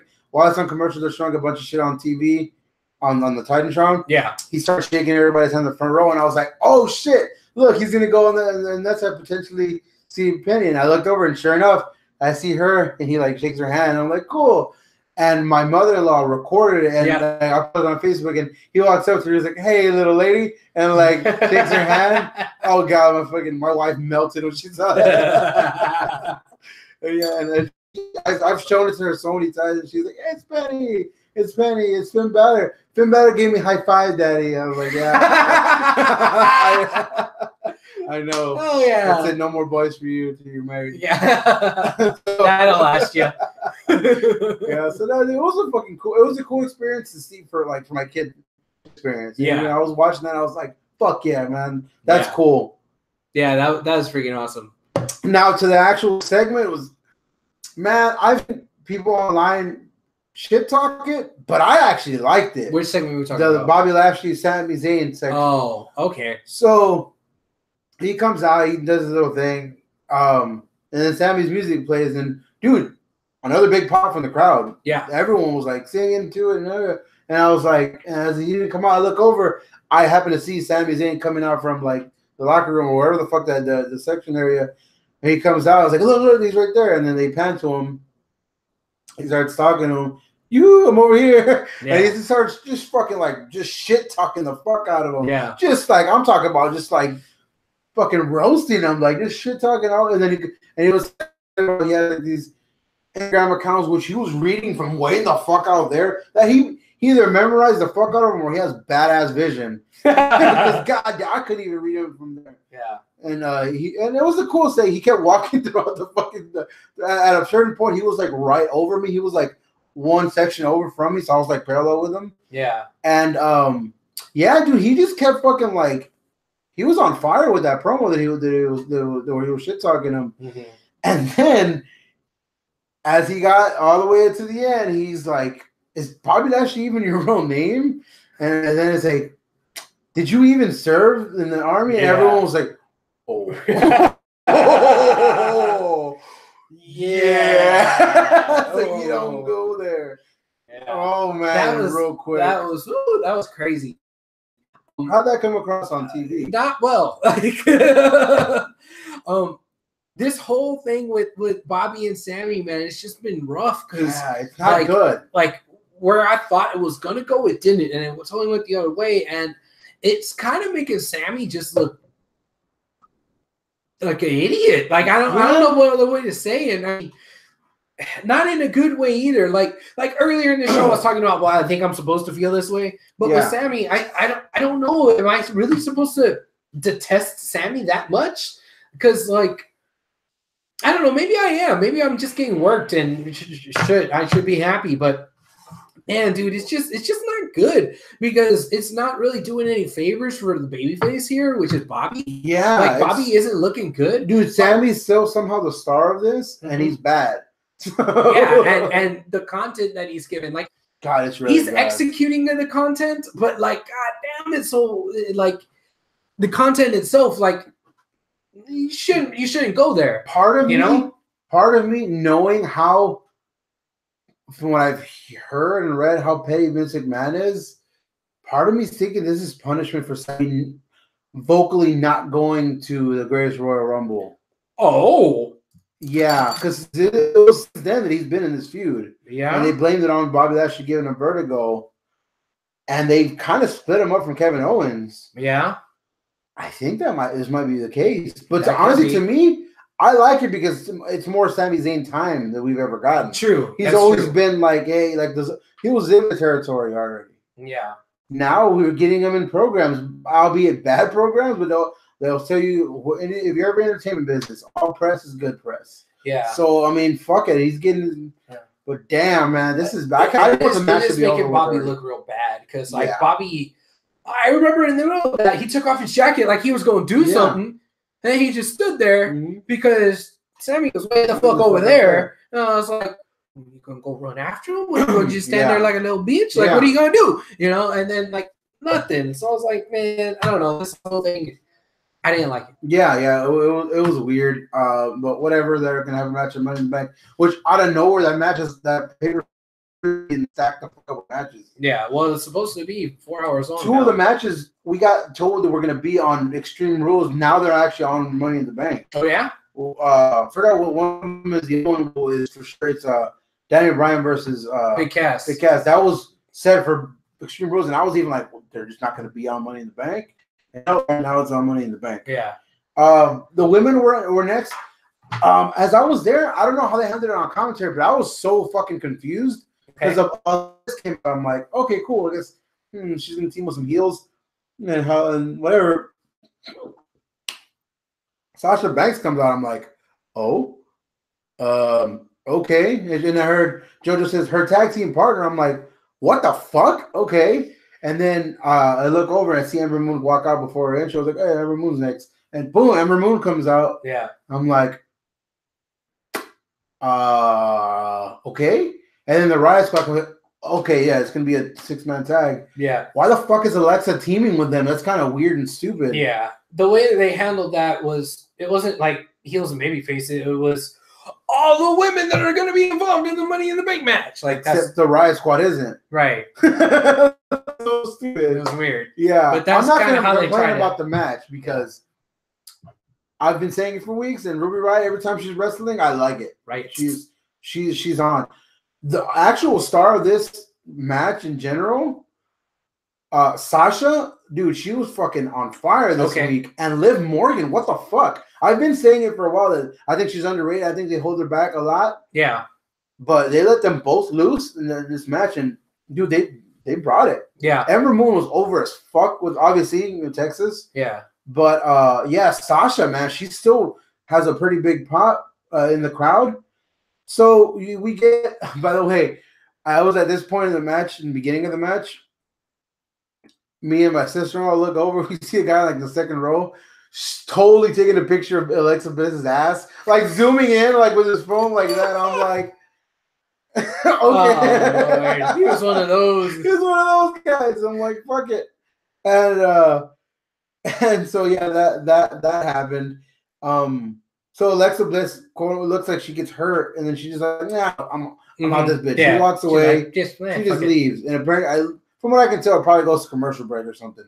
I don't know if it did or not, but they kept going. The match kept going. The match was fine, and it looked like Raw Squad was going to win. I don't know where. This was kind of interesting. Bayley's music hit. Right. Crowd fucking roared. Yeah. Crowd. I think Bayley got like the loudest pop of the night. Really? Yeah. There was a lot of Bayley girls in the crowd too. Okay, a lot of people dressed as Bayley, like a lot. So maybe that's what it was. But were you dressed as Bayley? Not this night, no.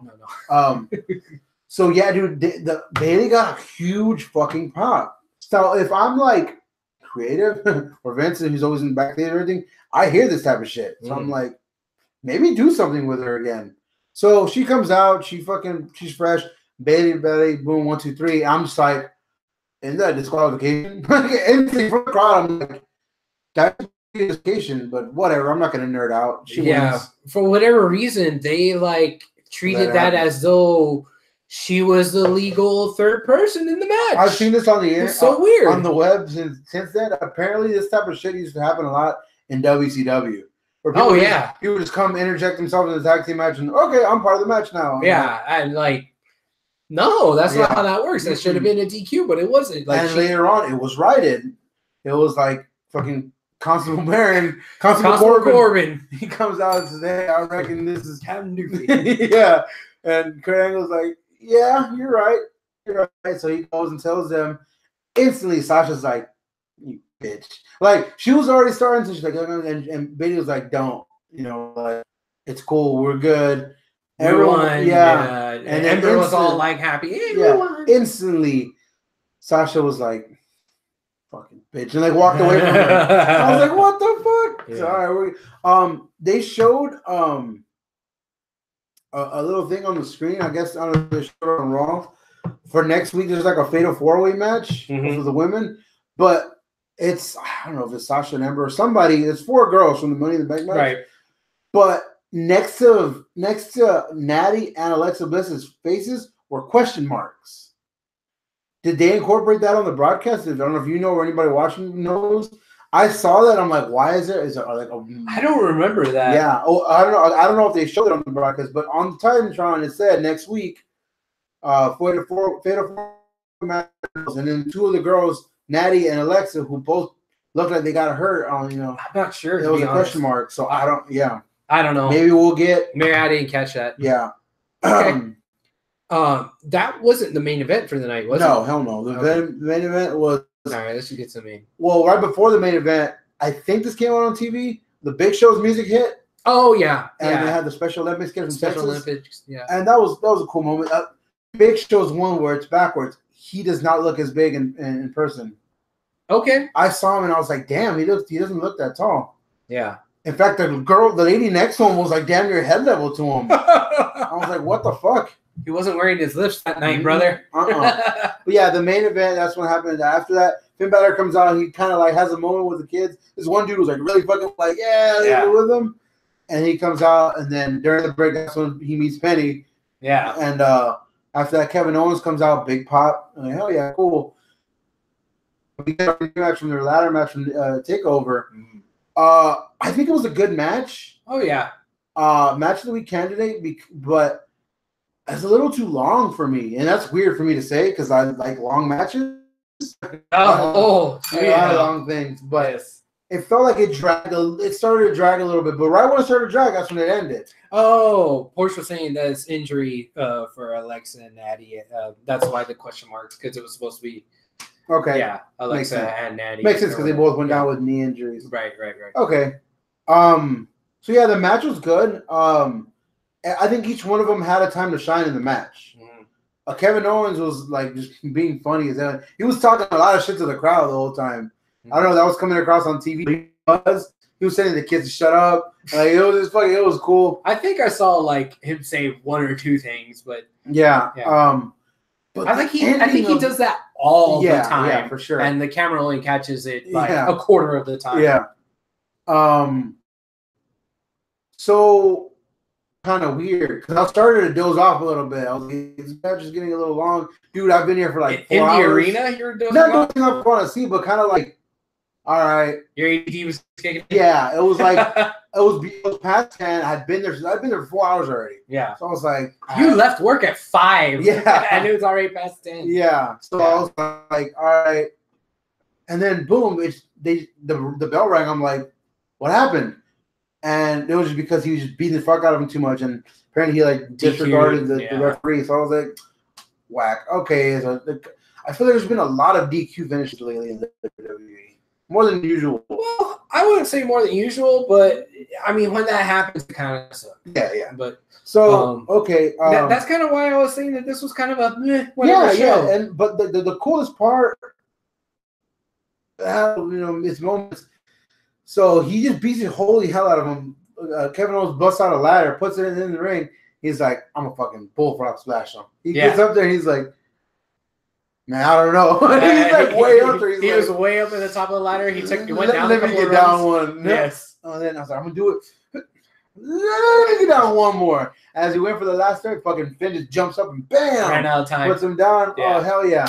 You get from what I was kind of elevated, so I was seeing people and ladder. So I saw and I looked up. And I was like, oh shit! He was like, damn, just like an NXT Takeover match.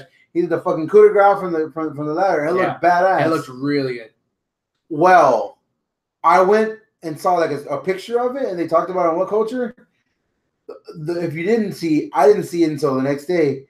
The referee was holding the ladder. Really? Mm-hmm. Oh, so it wouldn't fall. I didn't see that. Yeah, because I don't know, these ladders that they've been using lately, they look flimsy as shit. Rickety. Yeah, they look cheap as fuck. So, I mean, that kind of ruined it a little bit, but to me, that still looked badass from where I was. I was like, ooh. Yeah.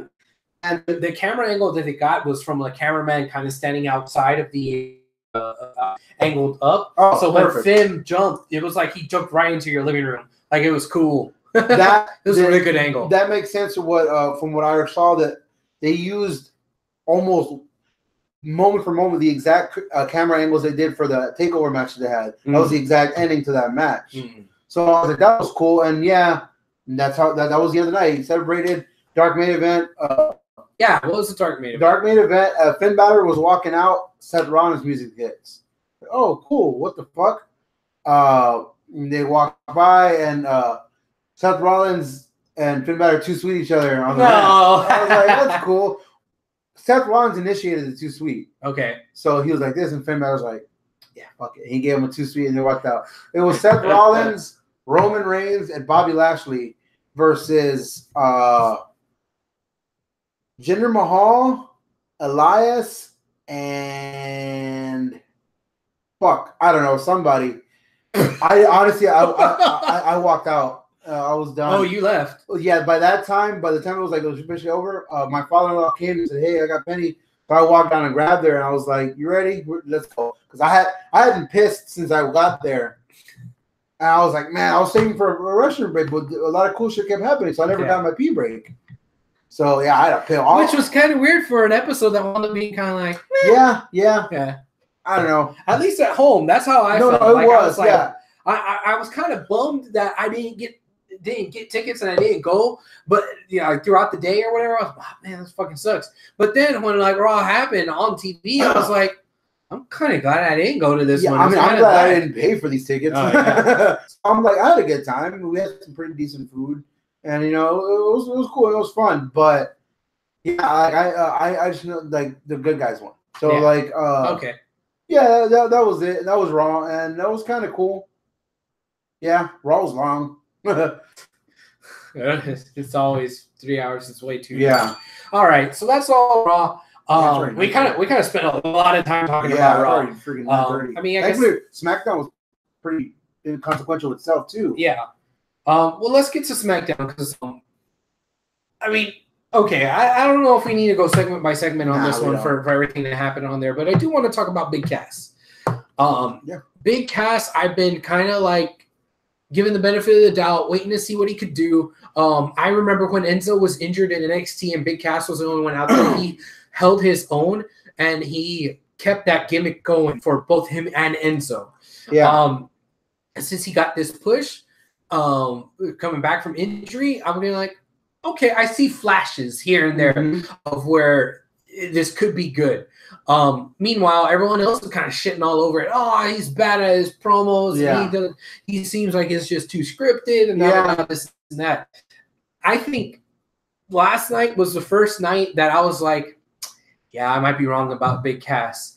While his promos are content-wise okay, I think he might be taking the bullet points and just repeating them, and his cadence is way too slow to actually have a long drawn-out promo. Like, give you one bullet point and throw that bullet point out there, and that's it. Because for you, that's an entire promo. Yeah, because he basically doesn't like Daniel Bryan because he's small and he's big.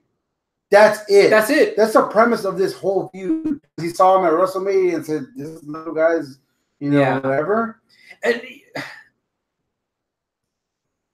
Big Cass will say something like this, and it will take 45 seconds to just get out one idea from his head, in the back of his brain to his lips.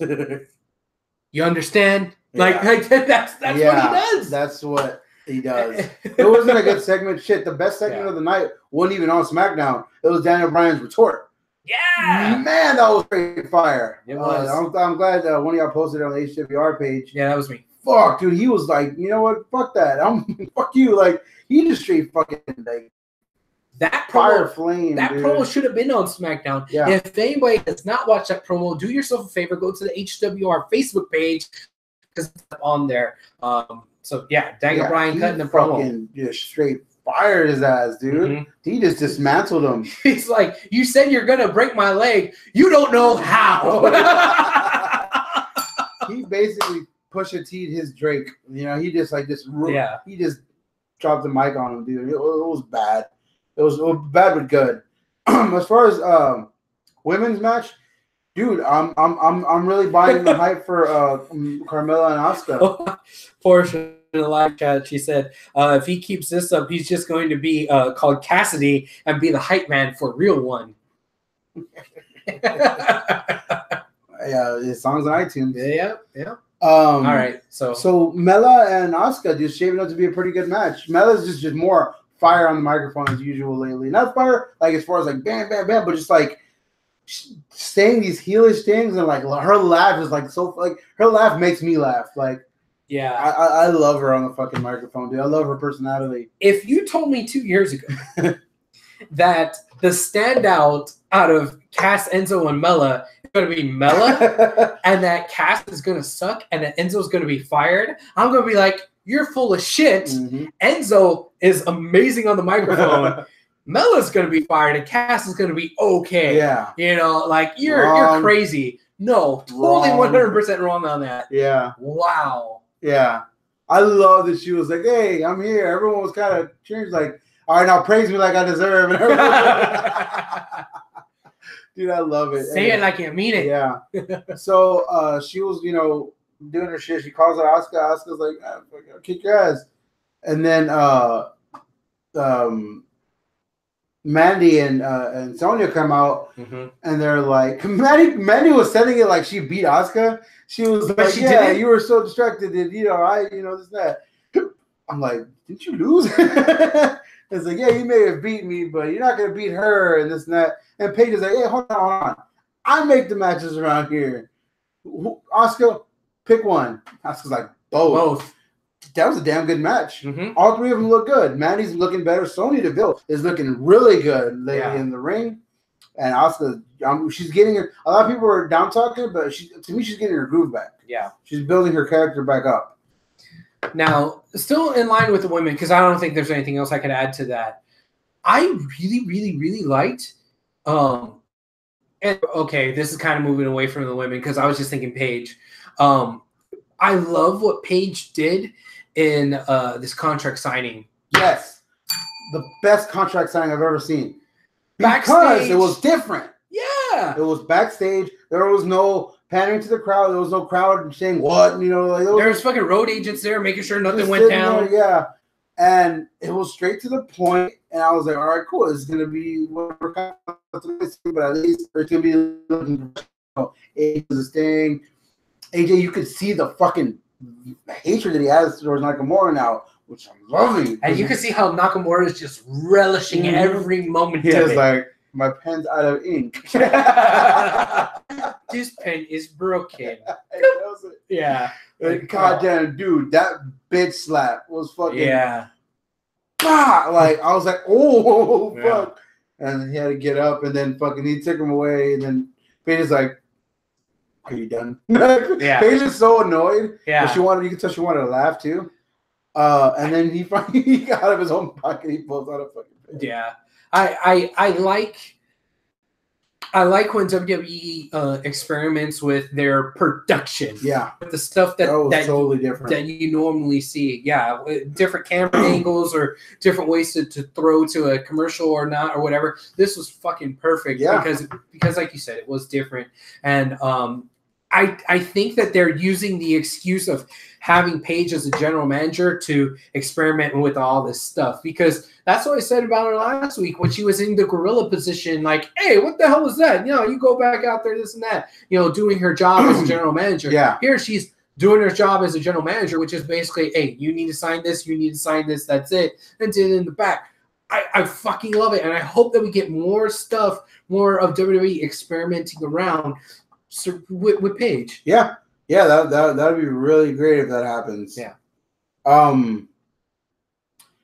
The Usos took on Lana and Aiden English. It was kind of a weird, tag team. Yeah. What the cool thing about that, what stood out the most to me was Usos. Oh, not the Usos. It was Jimmy Uso and Naomi. My bad. Dude, they had a badass shirt on. Mm-hmm. It was red, white, and blue. Yes. And it says Texas since day one-ish. Yeah. Is that a thing they're going to start pandering to, or they're kind of giving a shout-out to the RW? I don't know. I know Porsche marked out for it, and she wants that damn shirt. I want that shirt. I really want that shirt. I don't know, man. Today on Twitter, I saw one of the Usos say, rep where you're from. And it's had that shirt. Yeah. So I was like, I wonder if next week they're gonna have a fucking Memphis shirt, like the Suplex City shirts. Yeah. Brock can afford to do that because he comes around 6 times a year. Yeah. They can't afford to do this shit every fucking stop. That's true. they're not enough. Yeah. I don't know. I don't know, dude. I don't know how they're gonna do it, or if it was just a nod to ROW, because. They're not from Texas. No, they're from San Francisco or something like that. They're from California. Yeah. Well, I know Fatu was from California, so I don't know. Well, they were all originally from Samoa, but I mean, it depends how far back you want to go and like where they moved in this. Yeah, and old girls from Orlando. Mm-hmm. So I don't know. I don't know. That's kind of weird. Cool segment was Sin Cara getting interviewed by which is cool. Every single person in this whole segment was Hispanic. That was badass. Oh yeah, okay. I try not to be that guy of like, la raza kind of guy, you know what I mean? Because I'm Mexican as fuck, but I'm not at the same time. Like, I'm American as fuck, born and raised in Houston, but I spent a lot of time in Mexico. Yeah. And I'm proud of my heritage, but I'm American. Right. But still, I love seeing shit like this. I love Lucha Underground because Lucha, the word, just in general. Yeah, you just got done earlier saying that, I don't really watch Lucha Underground. No, I love the concept of Lucha Underground because it's glorifying Lucha. It's glorifying the shit that I grew up watching as a little kid, Lucha Libre, AAA, CMLL, all that shit. I love that shit. Mm-hmm. So seeing Andrade Cien Almas, Sin Cara, Dasha Fuentes, and Zelina Vega in one segment together, speaking like 70% Spanish. Yeah. Badass. I was like, fuck yeah, dude. That's cool. I can't wait for their match next week. This is the most I've been interested in Sin Cara since he had weird lighting. Yeah. I know that he's probably not familiar with Cien Almas. I know they're probably just making that up. No, he posted a picture of them from Cien Almas. This was like years ago when Cien Almas like lost his mask. He lost it to Atlantis, and was there, but it was at Sin Cara. I don't know. It was like they go back apparently, like in real life. You sure that wasn't fucking Photoshop? That could be. No, I don't know if it's Photoshop, but it could be kayfabe. But it could just be that he was there. From what I understand, Urico's never worn a mask until he's been Sin Cara. So maybe that they go back to where he was Sin Cara already, and because I don't know. If that's the case, that's not that far back. That's just like 3 years. Sin Cara posted a picture of them three, but I'm not young as fuck in the picture. Yeah. So I don't know. Maybe they do, or maybe they don't. That'd be fucked up. You're using Mystical? Yeah. Hey man, I know you. It's like, yeah, you used to be Mystical. Yeah, I'm Mystical, your old buddy. That's probably what I'm done. Is like, I don't fucking know you. I know Mystical. I know Mystical. I don't know you. You're fucking Puerto Rican. Yeah. Fuck yeah. Porsche says that's where the reason why they have that shirt is because that's where they started wrestling. PWAIE. Like, okay, cool. Let's see if that's how that is. Because if the next week, wherever they're going to be next week, they have a shirt for there, and then it's like, okay, it's not. I would like for it to be because I would like to feel special and get one of those shirts and feel special like that. But yeah, we'll see. All right. What else? Becky and Charlotte had a pretty damn good match. Yes. Match of the week candidate for me as well. Yeah. I have a feeling I know what your match is, and I had so much work today that I didn't get to watch 205 live, so I know where it's coming. Okay. To me, I really enjoyed this match. Since I didn't watch 205, I'm gonna go ahead and give this as my match of the week. That's because I didn't watch 205. I'm gonna go back and watch it when I get home. Becky versus Charlotte. Becky versus Charlotte. Dude, that was a solid ass match. They're two pros going at it. Two of the best in the women's division, and they both still have it, dude. This is the most momentum I've seen Becky have in a long time, and that's good because I felt like she's lost a lot of. She was steam. Yeah. Your reaction to my bad joke was a burp. Yes. So yeah, I really enjoyed the match, and I'm glad that Becky got the upper hand. Yeah. At the end of the match, Becky went to pull her up, and she's like, "No," and Becky's like, mad. Becky's like, "I'm sorry, I'm sorry," and then they were cool about it. I've still been teasing, not teasing, but hoping for a Becky heel turn. Becky heel turn in WWE. I think she was a heel in NXT for a while. She was a heel in NXT for a while. She was part of like a stable. It was her and Sasha. Yeah. It was her and Sasha and Emma. Fuck, I don't even remember. I don't know who the fuck it was, but yeah, I don't remember. Maybe somebody in live chat could jog my memory. But yeah, that would be cool to see them feud because we know now we could definitely put on a good match together rather than Paige back there. Remember TPCB? Yeah, we remember. Yeah, no one else does. No, I remember the submission sorority was already a member of the Brazzers account. I want to incorporate the main event as was segments from the earlier too. Okay. The Miz and the Miz's interaction with the New Day over the past month has been fucking awesome, man. They go together like lamb and tuna fish. They gel so great together. Lamb like and tuna fish. Big Daddy. Come on, you ever seen the movie? Okay. They go to like pancakes and syrup. Yeah, they go to like pancakes and syrup. So yeah, they do the thing where like, hey, look, man, let's go ahead and we're dicks. Like we're jerks. If we could have handled this better. Here, you pick who's gonna wrestle out of in the Money in the Bank. So he closes his eyes, he puts the thing in, he reaches in to get the fucking paper, and they switch out the hats, and he gets pancake batter. And it's like, what the fuck? He throws it, fails at Kofi, and then does it again to Big E, and then wipes it all over Mr. Booty'sworth. And that was just Mr. Booty'sworth. That was just a badass segment. But damn, you know who's the bad man? Who? Samoa Joe. Samoa He Joe's a didn't bad even man. shine in this match, and he's shown. Because he was What? He's shown. He's shown. Man, that dude was fucking just like his aura is like, fuck yeah, dude. We're watching Samoa Joe wrestle. I kind of want to fast forward to the end where Samoa Joe and Rusev were holding up one of the New Day, and Miz is going to throw him the pancakes, and the New Day member scurried away, and he wanted to throw him the pancakes at both of the big guys, and Joe was like, I knew I shouldn't have been holding this motherfucker for this stupid pancake trick, and then he just kind of went after Miz. Rusev super kicked them. Rusev super kicked them. The fucking senton. Yeah. And then they did their move, the Midnight Hour. I want to know why that's their finishing name. Bianca asked me, and I'm like, I don't know. I don't know why. Where did they come up with the name? What does the Midnight Hour mean? Is it don't get me lying. Reference? I don't know what. I don't know. It just seems like it fits. Yeah. So much to the point where I've never questioned it until Bianca did. Yeah. I was like, I've never questioned it until right now. Because they're black. That's racist. Yeah. Isn't that part of like a Billy Idol song? I don't know. But yeah, that was SmackDown. And everyone looks good. Xavier Woods still continues to look damn good in the ring. Of course, that's so racist. What's racist? With the Midnight Hour stuff. No, that's I didn't want to say it, but that's exactly what Bianca said. They say it's a Midnight Hour because they're black. I'm like I don't know. Racist. I don't know. Porch also said Sasha did the mirror promo. That in turn made Becky heel, and then they healed it up together. So yeah, it was Sasha and Becky in NXT. Okay, yeah. Okay.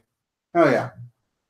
So yeah, that was SmackDown. That was all SmackDown? That was all SmackDown. There was Luke Gallows. I mean, Carl Anderson beat Harper. A consequential match. Yeah. But now they show that the Andersons can win. Yeah, but they're going to lose. Yeah. By the way, so who cares? Harper's, formerly known as, was fucking awesome. If you have the chance, you specifically should watch that because it reminds me of DZW. A lot of the shit that they're talking in the beginning, kind of like DIY wrestling stuff. Okay. I know Seth and Bailey were both parts of it. If you watch them, it's kind of like that. No, this guy specifically made me think of like y'all, like of like yo, if you could believe it, you can achieve it, kind of type of shit. And it's the best one I've seen so far. This formerly known as series. Okay. I really suggest everyone watch it. I saw the thumbnail on the WWE Network for Cornette having the photo shoot thing, and I was like, no, not photo shoot. Well, I know. I'm just thinking that. Yeah. Yeah, but like, I don't know about that. Fucking corny. But I don't know. That might be funny because the guy with the tennis racket or whatever. Yeah. Like, okay. But yeah, no. Harper is formerly known as the series that they've been doing. Yeah, Harper's has been the best one so far. It's been fucking cool. Okay, they delve real deep into these things. They're like destroying it with these. Nice. All right. Live. I didn't watch it. Tell me how great Mustafa Ali versus Buddy Murphy was. It was so great, you guys. All I did was see a GIF of Mustafa Ali doing a badass like tornado DDT from like the top rope or something like that to the outside. Yeah, it was like almost from the get-go. You know how like all these badass matches that we talked about, even last year when we were talking about match of the year picks, you always had this criticism. All of them like, oh, they always kind of start out a little slow, and then holy shit, it picks up. Yeah. I felt like the startup time of this match was like almost none. I know that there was a little bit, but it was like so small. But by the time they got to getting where they were going, holy fuck, it was great. And this definitely is my match of the week pick. I'm very impressed with Mustafa, Cedric, Buddy. Like all three of them have been doing fucking bad ass in the last couple of weeks. Now, one thing about this match, I was really interested to see whether or not you were going to see this too, but you didn't, is because I wanted to know how you felt about the end of the match. Do you know what happened at the end? No, what happened? Hideo Itami shows up out of nowhere and makes it a no contest through interference. Who does he hit?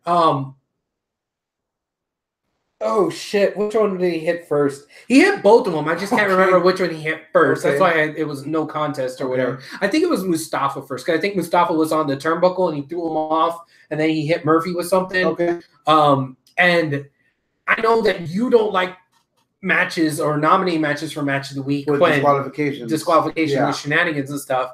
I was so fucking surprised that you were more intrigued by it. Yeah, I get that. I audibly, like Porsche and Randy were making fun of me about this. I audibly went, "A Tommy?" Like, as I was watching it, because makes sense why the other Japanese guy was in the singles match on the main event. Yeah, and that was because I was already invested in the match because this was the only match all week long, with the exception of little spots here and there in some of these other matches. Leo Rush did a promo on 205 apparently, so he's going to be in there. Yeah, well, I'll get to that. Okay. Where all these other matches, I went, oh wow, maybe like once or twice. You know, the DDT onto the chair. Oh wow. Yeah. But this particular match, I was like, oh holy shit, like 5 times at least. More proof than Mustafa. I talk about Ruby Riott being the truth. He's the truth in the cruiserweights. I think the wrong guy's holding the belt right now. Really? You think Mustafa? Not Buddy? And not Said? Yeah. I think Mustafa's the best cruiserweight they have right now. Okay. Yeah. You know what? Between those 3 guys. No, they're right there. All 3 of them are like making the fucking cruiserweight division for me right now. But I was so invested in the match and I didn't really know who was going to win. And I was already trying to turn the gears to think, man, who should win? If they're going to win, are we going to get a rematch with Alexander and all? Fuck out. We already see one and the other, and like, oh man, maybe it's going to be a 3-way. I don't know. And then like when Tommy came out and ruined the fun, it fucking surprised the shit out of me. So I was like, holy fuck. So I was already invested in the match. The match already had some badass spots, good moves, great action right from the get-go, going at fucking 500 miles per hour. Yeah. And then the swerve ending, even though it's no contest, I was thoroughly entertained. I was sports entertained. So yeah, that's my match that we pick. Now that you said that the Leo Rush, yeah, there are a couple of other things from 205 that's of note. One of them is Leo Rush had like this vignette promo with him sitting, I guess, like on a hotel balcony or something, drinking something out of his cup. It looked like it was just milk. I don't think it was. I mean, I guess it could have been a White Russian or something. I don't know. He had something in his cup, and he just basically talking generic shit. You know, like, oh yeah, some people don't like me, this and that, whatever. But I'm probably gonna play on the heat he got. Definitely, that's definitely kind of like what they were alluding to. And then like when he put down the cup, like he had the cup like this, and the shot was only like here on up. When you put down the cup, the camera followed the cup, and there was like stacks of $100 bills down the table. And I was like, okay. So, and Leo Rush is coming to 205 Live. So is he the new finest or something? I don't know. Is he gonna have like a white, like, brother? He's gonna be the opposite of $1 Million Man. He's gonna be Virgil. Goddamn. That's reason. Yeah, but it's, what the fuck, man? I don't know. Oh man! All right, the other $1 million. The other thing to note is Brian Keith. Yes, not Keith Lee. Yeah, Brian Keith. When I first saw it, I thought, oh, they just gave Keith Lee a different name. No. I wish, but no, Brian Keith. I would mark out just the same if Keith Lee showed up because again, this is a ROW guy. He's been there for a while. That's been there for a while. He was their internet champ for a while, or was it? Because I think they had an internet title, but then they had a TV title, and he switched it or some shit like that. He held their secondary belt for the longest time, and we interviewed him here on HWR way back before the Arnold days. Do the fun stuff. Yeah, when we used to do the fun stuff. And he was a really cool guy. So him getting the shot, that was awesome. Of course, the actual match that he had, it was kind of weird. TJP was the one that was fighting him. Okay. He comes out, walking down the ramp, grabbing a microphone, and starts talking about how, oh, this is the best that you could give me. I'm a former cruiserweight champ. I'm the first ever cruiserweight champ. Yeah. And so he gets in the ring, the bell rings, he's still holding the microphone. Brian Keith runs over to him, clothesline. Brian Keith's just selling. And then, oh no, actually, I think that happened first, and then he grabbed the microphone. Anyway, so he like puts him in a hold, is holding the microphone, still talking crap. Let's go. Puts him in a different hold, still talking the microphone, but like not talking to him, not talking to Brian Keith, but just talking in general. It's like, Yeah, I mean, I'm the best thing here at 205 Live. He hasn't even broken a sweat. He's not breathing hard. He's just holding this dude in a submission hold. I just like talking shit about how he's being overlooked. And like, it's kind of like Deadpool. Yeah. Like, it was very different and entertaining for me personally, because of Brian Keith, our OW guy. He was an awesome dude. But even if you don't have a connection there with him, you just watch that. It's like, I'm gonna watch 205 Live. Yeah. You should definitely watch that.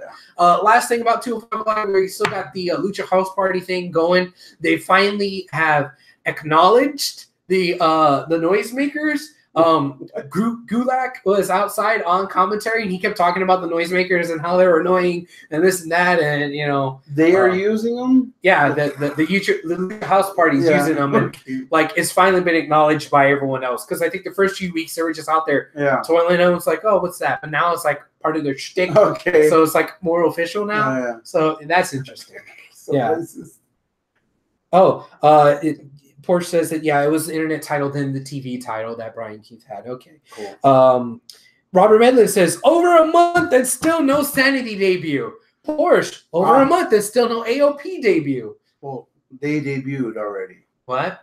AOP debuted. Well, you're right. Over a month and no AOP. I saw a report that said that they're done. Like, they're done. They're not gonna be on TV. Uncalling them up. Yeah, but they're not coming down. They're not coming down. They're just like fucking wrestling purgatory, where it's like, we called you up, but we have nothing for you, so that's it. See, I think they're missing the. But what I hope would happen is in the middle of the fucking Bray Wyatt, the Delirious Worlds versus the B Team, AOP just comes in the wreck shop. Yeah, because it's a Raw tag team, and it's out of all those, they're the only actual real fucking organic tag team. Yeah, and Sanity, they can feud with the Bludgeon Brothers. Yeah, bam! Money in the Bank should be the comeuppance of both of them. Should be, but I don't think they're gonna. I don't think so. I don't know. Vince is not like tag team. I guess he doesn't care for it. All right, so I guess that's that. One little note of business. I didn't put anything on the Facebook page, so bad job by me, asking about last week's 205 Live match, whether or not it should be a match of the year candidate. Oh yeah, we forgot about we that. never asked. I know Porsche did say, "Hey, I agree with you too. That should be that was definitely her match of the week. It should be maybe a match of the year." Buddy Murphy versus Cedric Alexander. Fuck it. Whose line it is anyway? Put it on. Make it up as we go along. Yeah. All right. Well, Chris, then we need to go back and add that onto the list. Tell Chris in the chat. Put that on there. Yeah, I could probably put it on there. But and Portia's saying, it should. So I guess that's a match of the year that we're just throwing on there from last week. That was a damn good match. Okay. Shit, I want to rewatch this match from Mustafa and Blake. Yeah, this match does need to be. You need to watch 205. Dude, there was a guy in the crowd in Houston who looked just like Blake Murphy. Really? Buddy Murphy. Blake. What was Blake's? Wesley Blake. Wesley the other Blake. Guy, yeah. Who's now a tag team with the. Oh, Robert says I watched it. I concur. Okay. Okay. Thank you, Robert. Wesley Blake is now on a tag team with some other guy. They're like some Southern guys or some shit like that. In WWE? In NXT. Really? Yeah, that's what they are. All right. I forgot what the fuck they're called. The Southern guys. Yeah. That's it. All right. This weekend, we're gonna have DZW again on Sunday afternoon, 4:00 at the Katie's Elks Lodge. We are going to have our lockdown lottery match. That's a 6-man match for the DZW heavyweight title. David Dupron is defending his title in this crazy ass match. Now, follow me here. Okay. 6 men. Yes. All right. 2 men are going to start off randomly in the ring. All right. The other 4 competitors are locked via handcuff to the posts around the outside. Like an elimination chamber around the chamber. Exactly. Okay. As soon as someone gets eliminated, whoever has the next lock or the next key, so it's like a gauntlet match / elimination chamber match without the chamber. Yeah, but everybody's there. So, like, if it actually spills to the outside and you're next to the dude that's chained to the ring, the dude's ass. Yeah, you're good. So it's going to be crazy. This is something kind of innovative that we're doing at DZW. So please come out. Please film the fuck out of this. Yeah, we need to try to do that way. See if we can figure that out. But yeah, please come out. Please support us. Support yours truly. I'm trying to get people to go out there, support local wrestling. Katy, Texas. It's like Arnold said, it's not that hard to find. You just right off of I-10. Yeah, just right off of I-10. Exactly. You just get off I-10, make a right, boom, there it is on your right. I found that shit on accident. That's how easy it is to find. That shit's so easy to find. Yeah. And also Saturday night is ROW, I believe. I feel like there's been like 4 ROWs this month. Yeah, I know. ROW and ECW are fucking going head to head here with all the wrestling. So go down to Texas City if you like on Saturday, or Sunday go out to Katy, or do both. Free country wrestling. That's basically what's going to happen here with this household. When Porsche works for one, I work for the other. So yeah. She says Gino versus Rex is what's going to happen at ROW. I guess that's for their big title there. Robert brings up something that I forgot to bring up that I saw as news with a Z. No Bruce Pritchard show on the network tonight. Something was said about WWE ECW era that they didn't want to air. Oh, so he was there on Raw. He was front row. Bruce Pritchard? They showed him on the Titantron. Well, he works at ROW too. He does some backstage stuff. I think he's part Does he do his podcast here then? I think he does it at his house, which is in Houston. Okay, yeah. That's what I meant. Like, does he do it here locally? Yeah. Cool. So something was said that they're not going to air it? So they're not going to air it, yeah. There's something with the WWE and the ECW stuff. That's what was supposed to be about tonight. Okay. They're just not going to. Oh, yeah, it's supposed to air tonight. Yeah. So it's not going to be aired tonight. Wow. All right. I guess that's the show. Yeah. Thank you so much. Show. Yes. Everybody, if you haven't watched Raw or rewatch it, Penny's the star of the show. Yeah. Look for the little girl that Bobby Lashley. I was going to post it on the HWR page, but the internet's weird. I don't want fucking weirdos or a bunch of stupid asses commenting shit. Yeah, there you go. So I just left it on my personal page, but. Yeah, it was fun. Last and Bobby Lashley and Finn Balor shook her hand. Yeah, she's been rubbing in my face the whole week. CM Punk, maybe. Yeah, we were talking about Punk. Yeah, earlier. Go back to the beginning of the show. That's when we were talking about Punk.